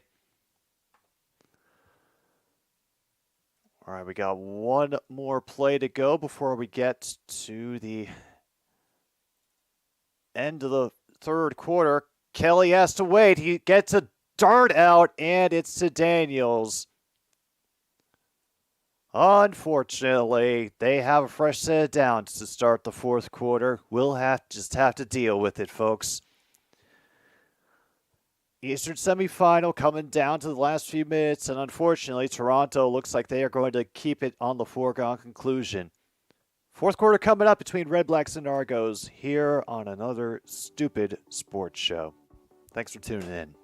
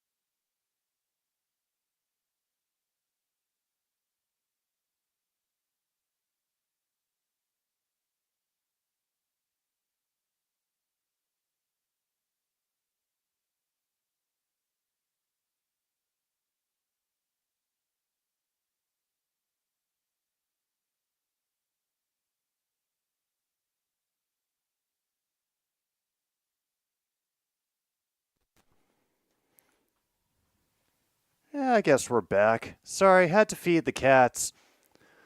Fourth quarter has begun. Looks like we got ourselves... Oh, is that another touchdown? Oh, not quite yet, but they are down to the 13, so don't worry. It'll be here soon.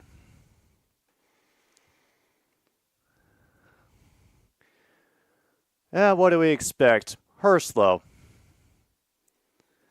And, yeah, that's definitely a reason not to root for the Argos because Herslow just grittied for that touchdown.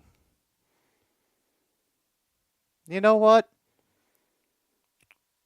Because I knew I didn't think I would be missing much here at the beginning of the fourth quarter, we're going to go right back on break so that we can take advantage of our time away from the stress of having to watch Chad Kelly be a victory for a moment.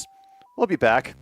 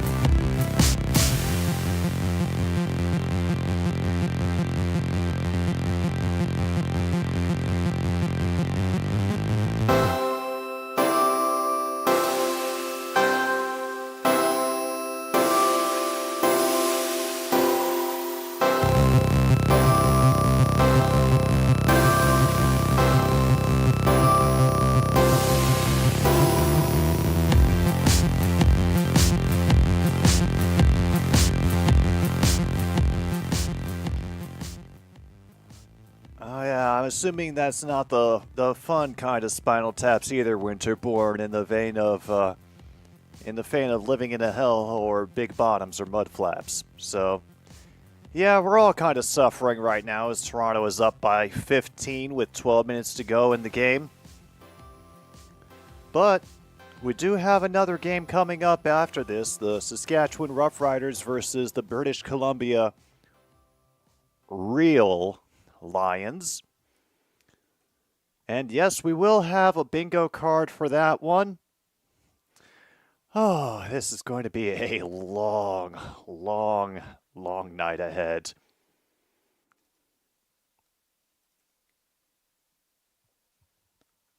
All right, where are we going to go with this one, Ottawa? And in case you're wondering, if you just joined us, how am I watching this game? No, it's not American TV. You got to go to the CFL.ca. They have an option where you can watch it for free. It's really free, I promise. All right, 2nd and 6. Brown has to escape some pressure, wants to stay behind the line of scrimmage, is able to find Pimpleton. Holds on through the takedown, and a big first. At least I'll go 25-yard line. Good amount of yardage on that. We'll wait for their clock to catch up. There's still over 10 minutes for them.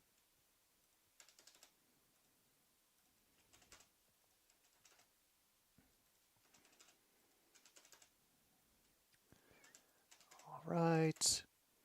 They're going through replay after replay.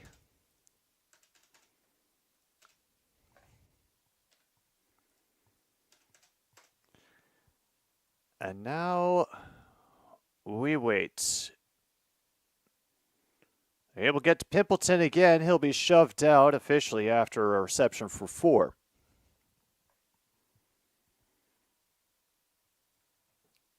All right, we got to get the Rough Riders roster up to see who I pick for this week's touchdown.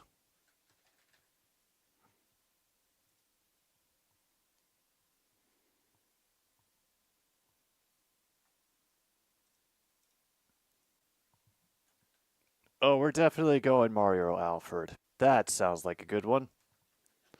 All right, 2nd and 4. They find it over the middle. And what are they going to call this? They signal it is a touchdown. The crowd is furious. They want a fumble and a scoop and score.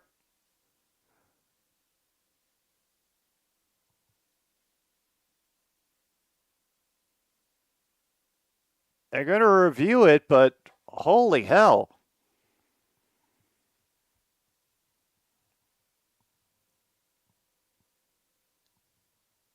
I can't tell from that angle when he crossed, but he was definitely down by the time he was wrenched out.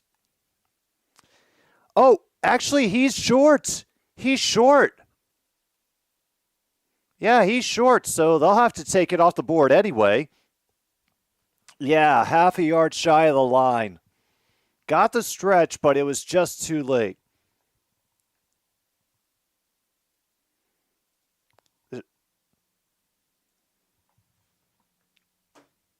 Oh, Winterborn, you have up. Honestly, if you've ever watched any of the other Christopher Guest movies, like Waiting for Guffman, what's the other one? Best in Show and Mighty Wind. You will enjoy it. It's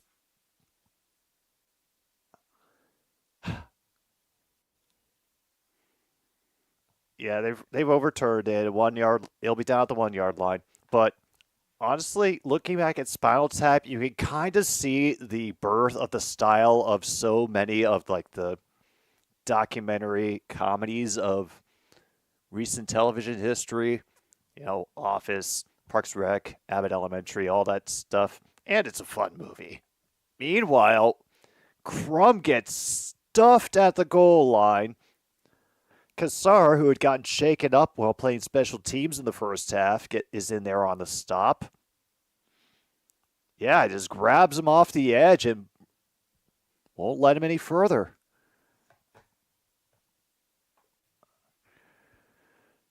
All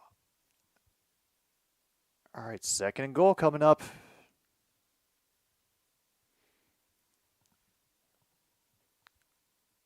Crumb will stay in again. They're kind of giving it away, and they're not going to get in again. Oh, come on. Oh, man. The defense has to start a yard back off the ball in the CFL, John Jay, and still Ottawa cannot run it in.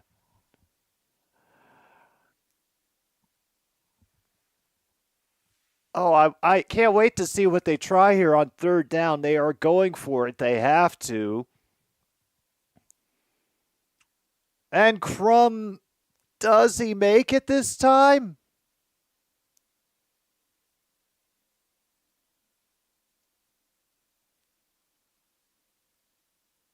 Argos are claiming no. I hate the fact that they got to dig out for a pile to do this. Oh my goodness, they stuffed them. Turnover on downs.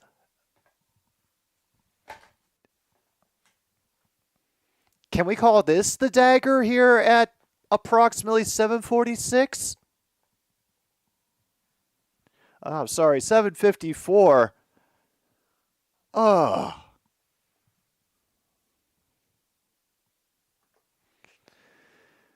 Oh man, this is going to be a long 7:53, and 3 minutes in heaven, that is going to take forever.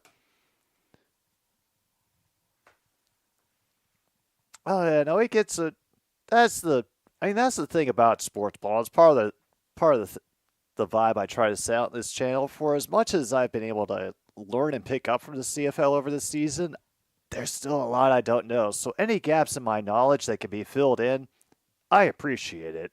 Like for everybody in chat who keeps updating me on like news, stats, records, scores as they're going on, anything that's more exciting than what we might be viewing at the moment, I appreciate it so much because it keeps me up to date on the vast amount of sports ball that is up there that can't take up the majority of the time, you know, if you're interested in a lot of it.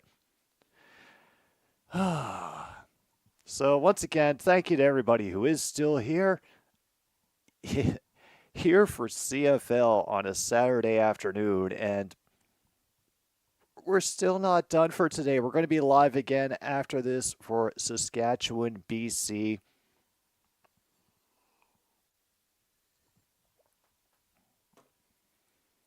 I cannot wait, and I don't think I have it quite sussed out yet, to figure out which CFL team True North favors, because I think I've kind of figured out that you're a supporter of the Ottawa Senators, but I guess I just haven't been paying attention, or you haven't dropped enough hints. I don't know which CFL you go for.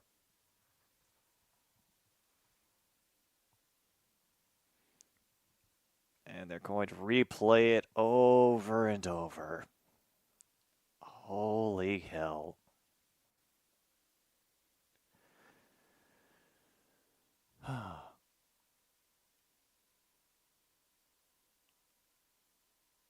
The previous play is still under review. Oh my goodness. I hate the fact that this became a pile and they had to figure it out by unloading the players, because so much movement can happen. Even if he did have it at one point, there's no chance that he would. He'd be able to keep it. You don't endorse the Ottawa Senators. Sure, True North. I believe you. I believe you. Oh. Well, 28-10. Oh, there's the 28-10.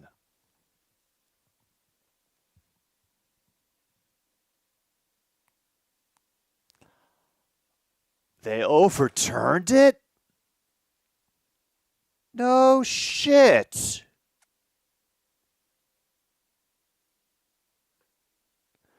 And already the fans are up booing and giving the refs "you suck" chants.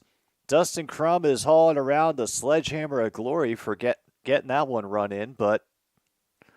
And Leo Melancon, who from Surrey, BC, has won a flat screen TV. So celebrations all around for that Ottawa touchdown. I'm just shocked that they were able to overturn it with what the footage they had available.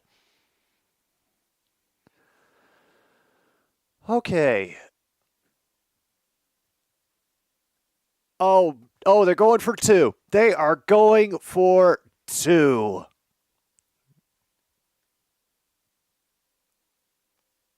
And he overthrows it in the end zone. Oh.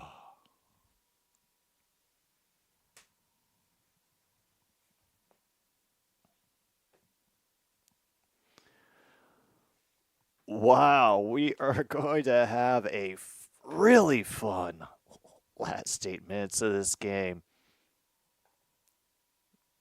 And no wonder they give all that extra time so people can take a little bit of a break, which is what I intend on doing before the start of the next game. Like, I've already got the stream loaded up and ready to go, but I am going to need to actually grab something to eat.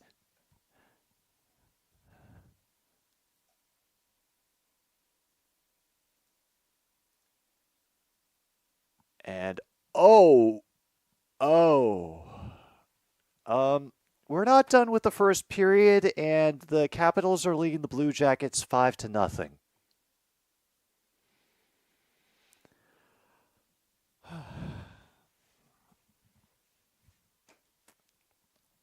Yes, I am a Capitals fan, but this just feels like piling on. One of those goals does go to Alexander Ovechkin. He has an assist also. Dylan Strome has 2 assists. Other goals can be credited to Alexi Protas, Andrew Mangiapane, Connor McMichael, and did I miss anybody? Nope. That was all of them. And Logan Thompson has only faced 4 shots. Wow.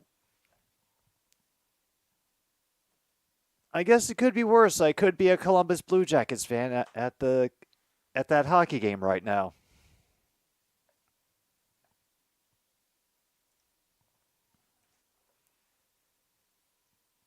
I think he had he had room. It was just a bad throw. It was just a bad throw. Oh. Yeah. Yeah, I could chuck. It's approximately the sound that a car makes when it slips out of gear and stalls. Grant finally getting some work done on the return game. Able to get a few extra yards up the sideline before getting forced out.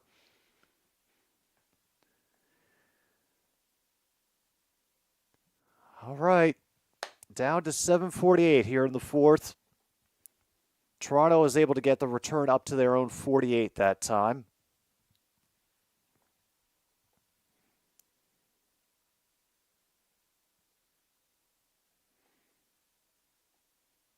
All right, got the Nubian Polk lining up on the same side. And that is Mittal. And now we're having a flag. A horse collar? Really?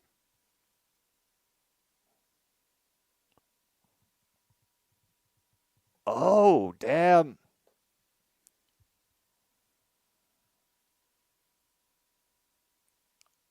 Oh, yeah, he did. He did.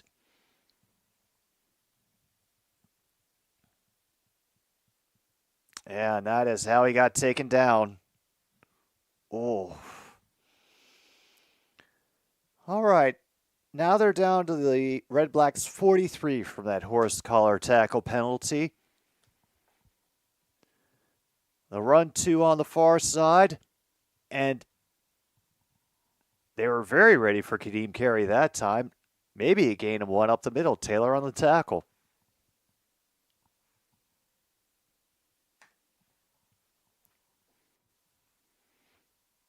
All right, down to under 7 minutes. Oh, their coach let us know it's possible 2 something. Not sure 2 of what, but it is a possible 2.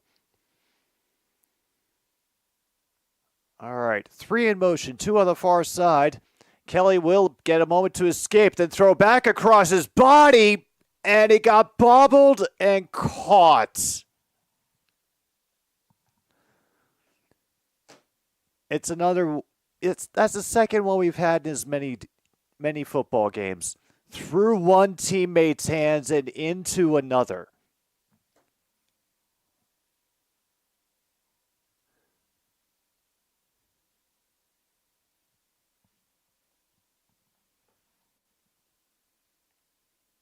Like off Brissett, and Daniels ends up tipping it out of the air to himself for the catch. First down.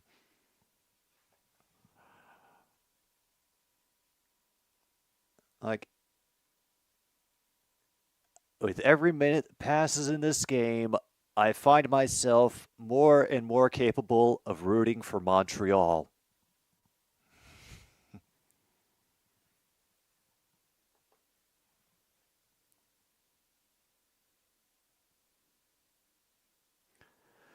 They'll get some time back on the clock because we've got a injured player on the field.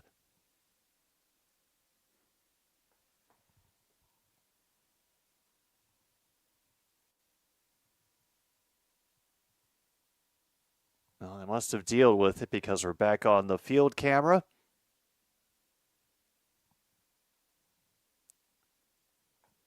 Oh, and there it is. And there it is number 4, Hunter for Ottawa, being helped off. Yeah, well, she never is, True North. That's kind of her secret. So 1st and 10 from the 25.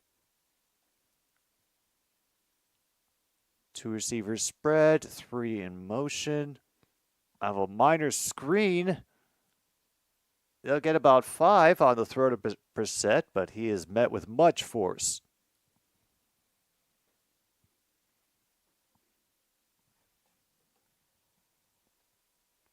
As number 21, Howell, now in for Ottawa, taking over for Hunter. And Toronto just letting the clock drain, which I guess is merciful considering how this game has gone. Oh yeah, we still got to get through 3 minutes in heaven. All right, from the gun, finally they bury Kelly again back at the 29. Wakefield getting in on the sack that time.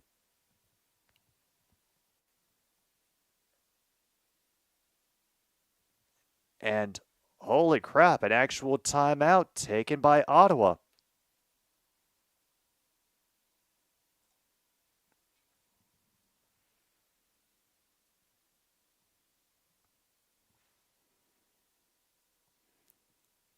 So we have 3rd and 12. Clock currently at 5:10 after that timeout is taken.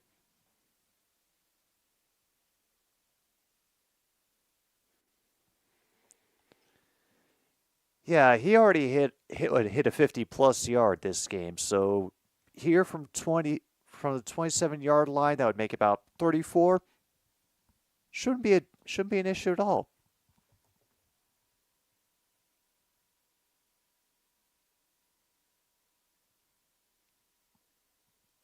I mean, it curves to the inside of the right upright, but it is true and through. 5:06 left in the 4th quarter, and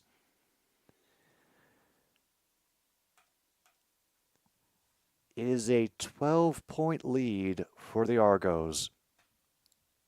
Hey, Vince Carter's getting his jersey retired with the Raptors. Good for them, man.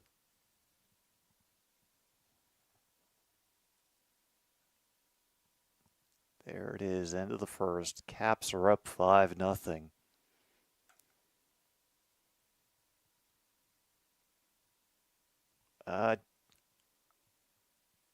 Oh, wow. This is awful. Oh, this is awful.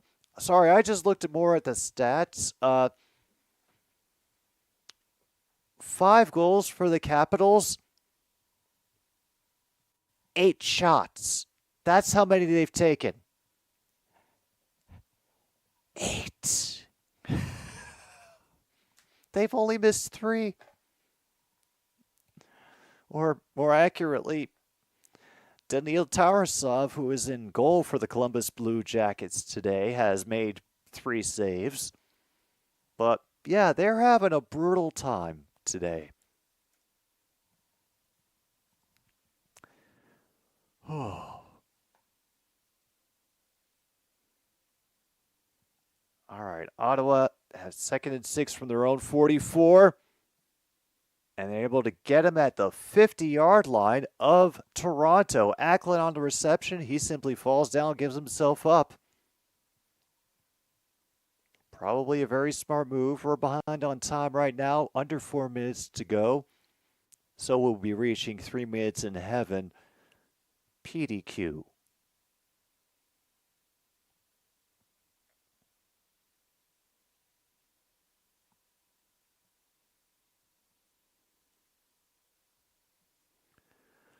All right, Drew Braun will drop back a great deal. Get the pass off to Ackland, who has the first down and a few more.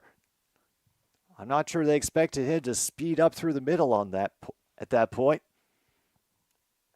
But it was all they needed.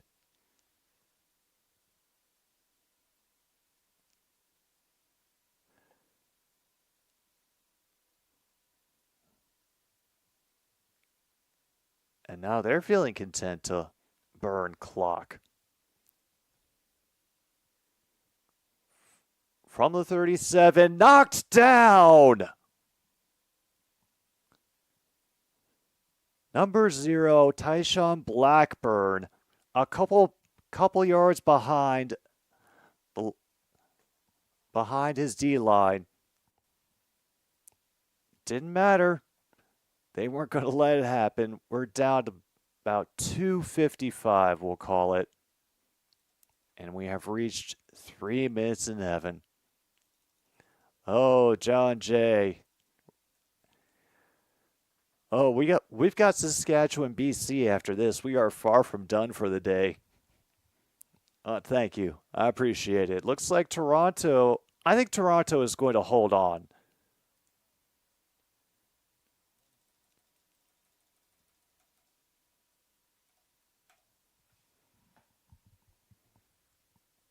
I mean, even if Ottawa is able to get the quick score, let's say it's a given, they're able to get the quick score. They don't take a lot of time off the clock.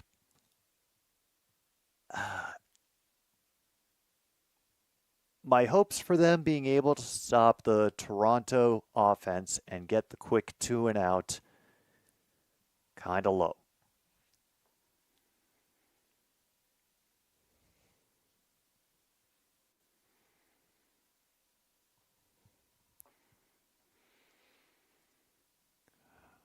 Meanwhile, Michigan's gotten a touchdown back. They now only trail by 11 to Oregon, 28-17 in the third quarter.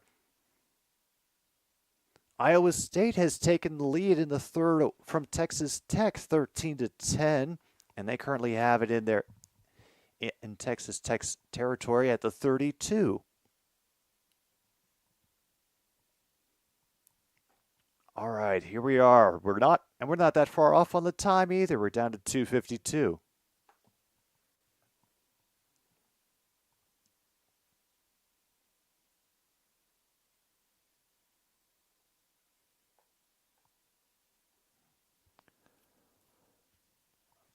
All right.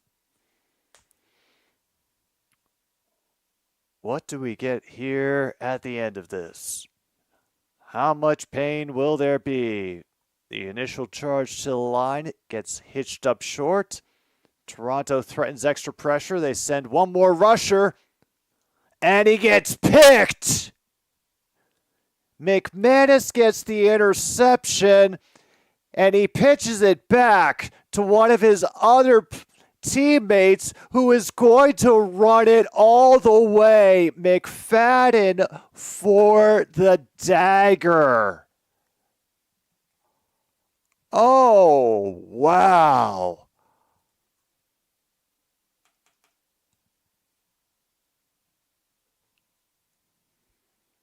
They take time off the clock and push it to an 18-point lead.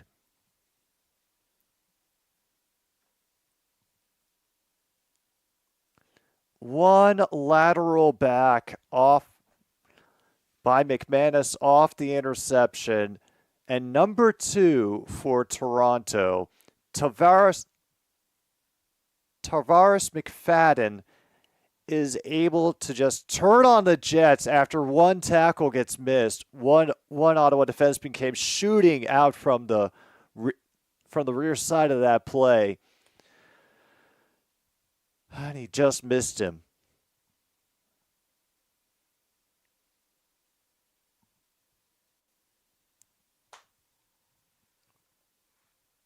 All right. Hajrullahu will get the point after true and through. And McManus getting crowned on the sidelines. Barbara Lee from Burnaby, BC has won a $200 Save on Foods gift card.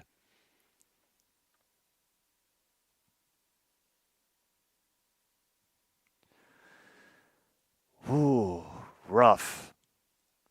Very rough. It's so rough right now that the Toronto Argonauts roster page is perpetually loading. It has the spinning wheel of doom, never ending, going right now.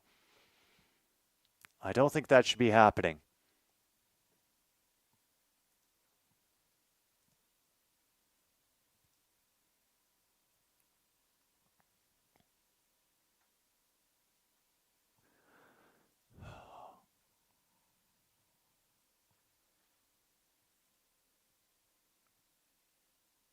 All right.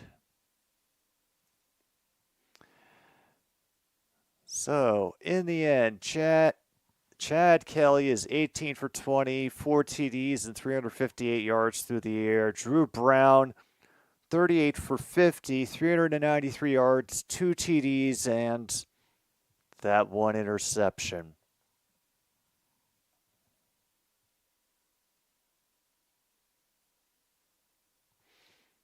Khalil Pimpton ends up with over 100 yards.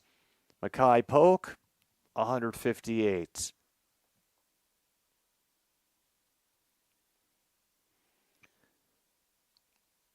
Meanwhile, a rough tackle on the return for Ottawa. Yeah, the returner's still down. That's how hard he got slammed into the ground.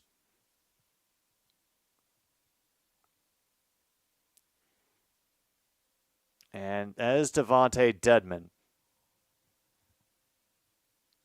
He got knocked absolutely silly. And I don't know who it was, but yeah, maybe hold off on the celebration for right now, McManus. None more of the "it's over" sign. No more of that.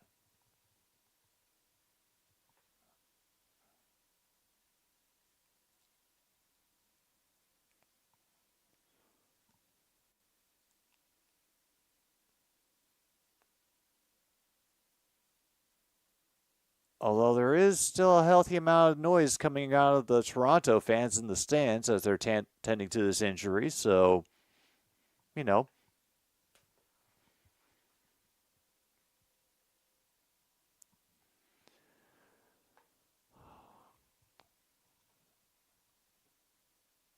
Well, at least it gives me more time to get ready for the next stream.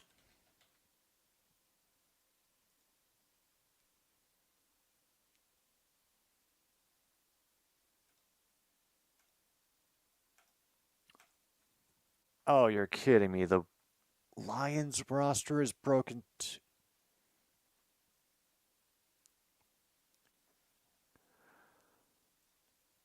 Yeah, we'll just go with Javon Kotoy. That sounds good.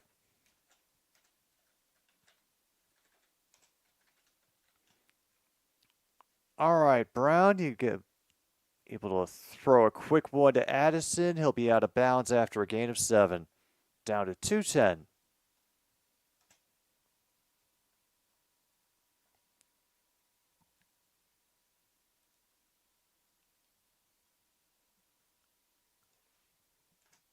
All right. Well, that list should be ready. that shouldn't take long, and I can get something to eat. Oh, everything is working out.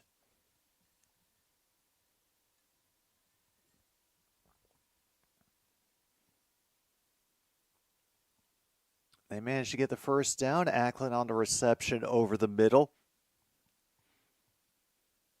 They do get it past the 50.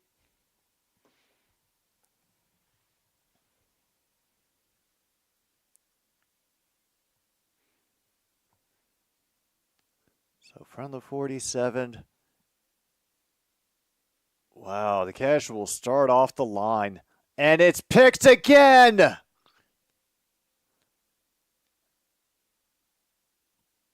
It's another touchdown. Pick 6. I think... Oh, and there go the Ottawa fans. They are gone. They have all left.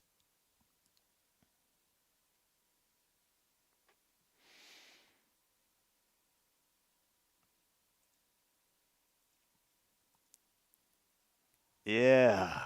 Whoa. Yeah, there is... I don't think there's a trombone sad enough right now. Oh, they gave away another air fryer. This one goes to John Curon of Edmonton, Alberta.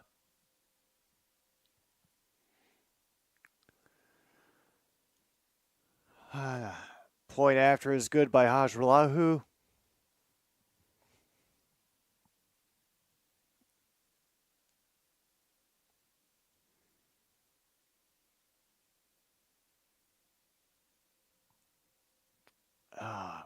So what does Ottawa do with this last drive? I kind of don't want to know. I'm not sure who that throw was to, but it felt like it was just a casual backyard toss. And damn, he high-stepped it into the end zone, too.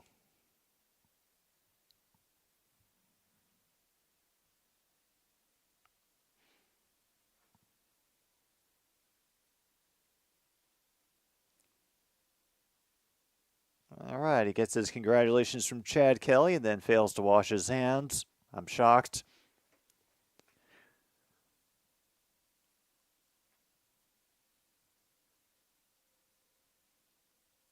All right. Yes, we got our more adulation of the Argos. Can we just get on with the completion of the game?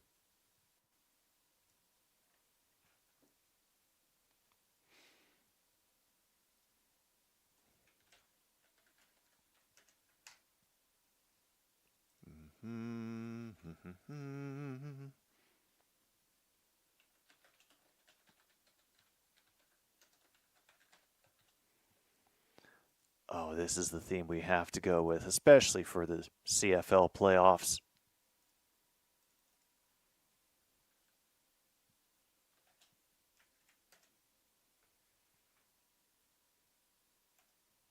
All right. Well, at least that's ready.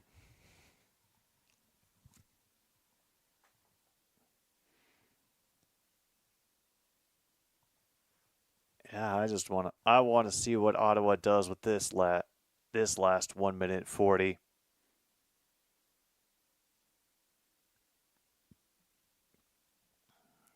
Still Drew Brown out there. They're going to keep going for it. Khalil Pimpleton, they'll half-ass that tackle. He'll end up inside the 50 down to the 47.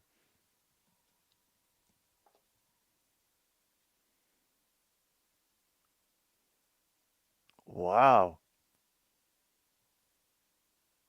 I love the anti-peeping measures that they're employing now with the extra poster boards that they're holding up behind the coordinators. Paranoia is alive and well. Get on a swing to Addison. He'll get the first down, at least 4 more.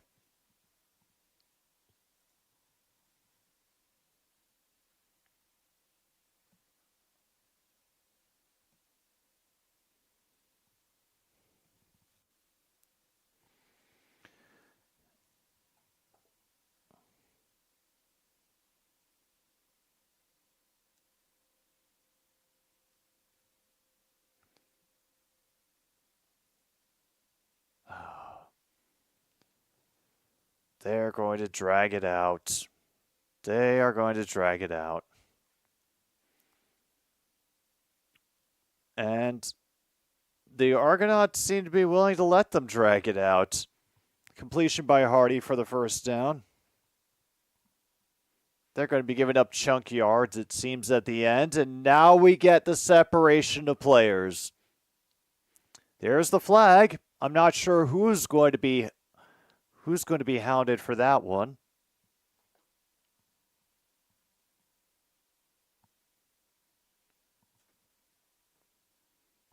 I didn't see what started it. They didn't show who started it. Right now,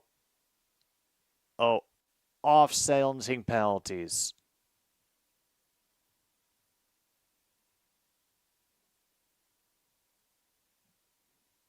So nothing happens. And they're still talking about the squib. They needed something, so they're going back to the squib kick that ended the first half.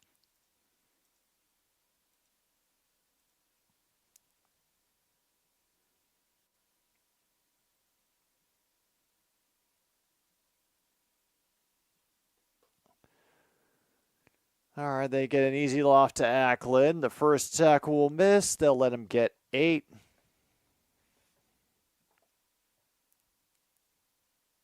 And Ottawa calls timeout. Ottawa, I need to eat. Come on. Give me a break here.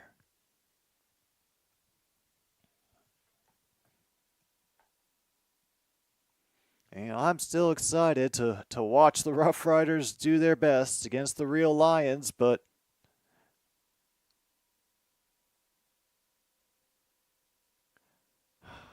24 points in the fourth quarter by the Argos. 14 of those off pick sixes.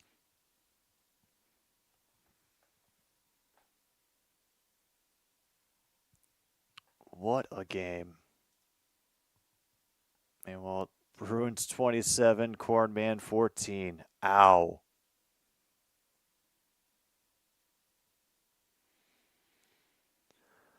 Another one batted down. Incomplete. 3rd and 2.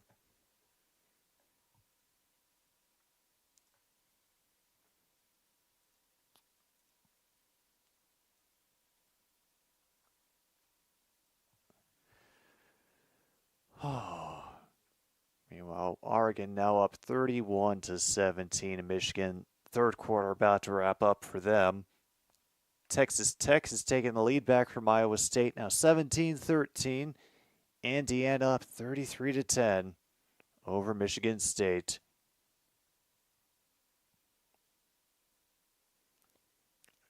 Get the completion off the blitz. That is another first down. Reception for Gardner, and now Amos is down after that play. So both of the teams doing everything they can to delay dinner.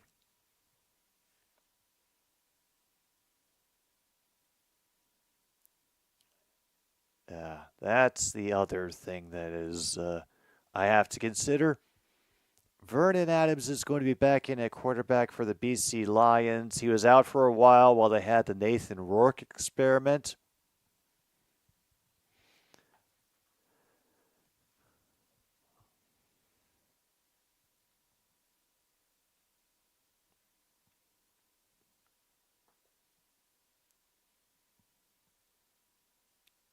Still waiting. Oh, they're really taking their time. Not sure what exactly what the hell happened to Amos. They haven't even shown replay.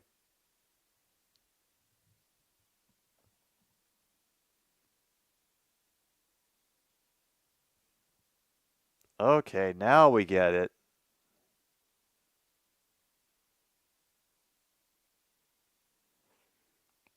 Oh, it's a leg thing. His leg must have gotten caught in the turf or something while he was making the tackle.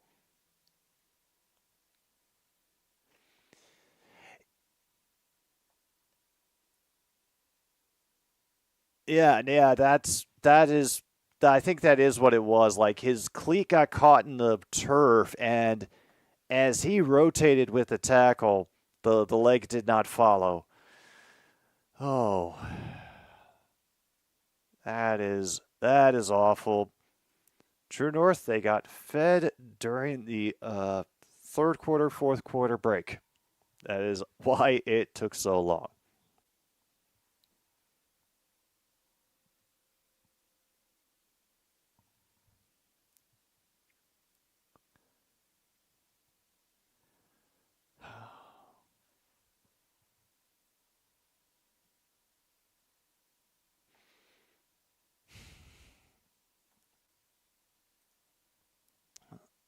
All right, Amos is finally getting up, but now we'll see how he comports himself over to the sideline. It's very, very, very gingerly. Kansas State and Houston have reached halftime finally. It is 16-10, Kansas State lead.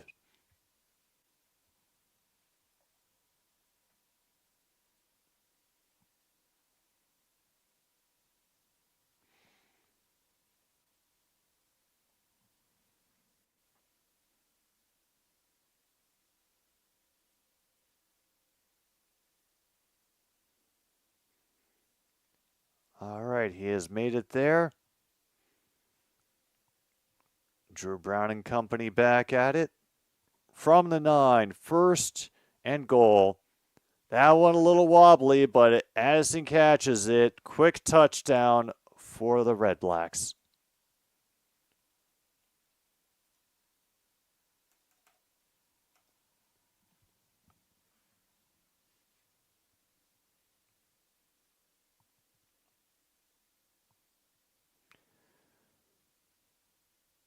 Yeah, they barely even tried. They weren't even pursuing him. They just sort of hung back in the end zone, like, we don't want to get beat in the end zone, but if you run it, well, we don't care. Diana Sproat from Pitt Meadows, BC gets her 50,000 rewards points, and once again, Ottawa is going for 2. Free rusher forces an early throw, and once again, overthrows Hardy. He wasn't looking anyway, incomplete.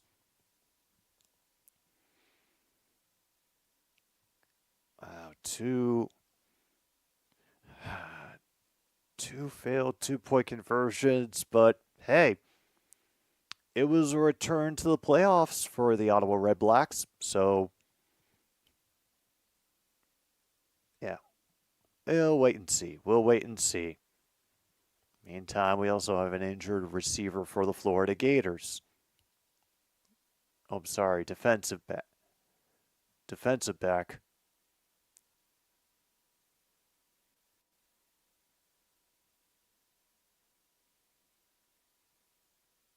Oh, hell. Tried to punch out, and I think he ended up breaking his thumb or hurting his thumb on the attempt to punch out. Holy hell. Because that's the only thing that could be right there. Ooh.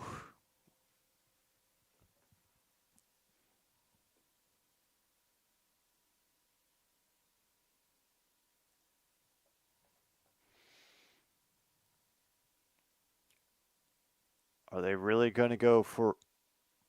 They're really going to go for the onside kick. They are, aren't they? All right. All right, let's just get this over with. They'll attempt it to the far side. The hands team was out there from the beginning. Number 80, Tavares Daniels, will grab that one and hopefully send us on our way.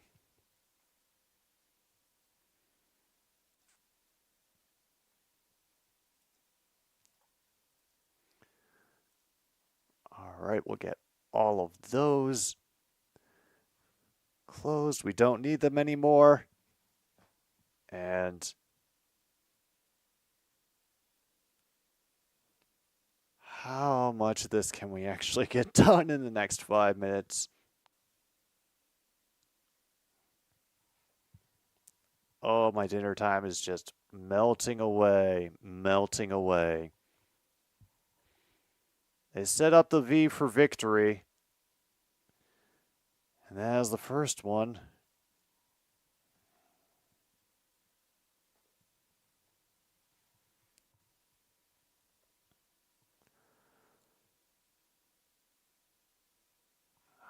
Okay, they will get it.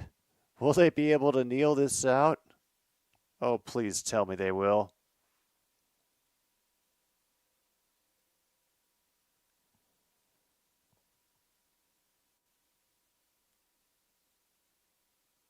Yeah, they will. They will. They'll end with a turnover on downs, technically, but that is our final. 58-38.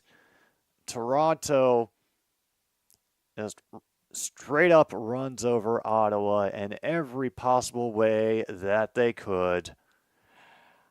Ouch. They're going to go to Montreal, and we're going to have to all be singing Gente Alouette, at least for the foreseeable future. And that is going to bring it to the end of this broadcast, but we'll be coming right back in a little bit after I've shoved some food in my gob. We'll be checking out Rough Riders versus Lions for the Western Semifinal. This is Jim B here on 106.9 Click FM. Thank you so much for tuning in, and good night, Milwaukee, wherever you are.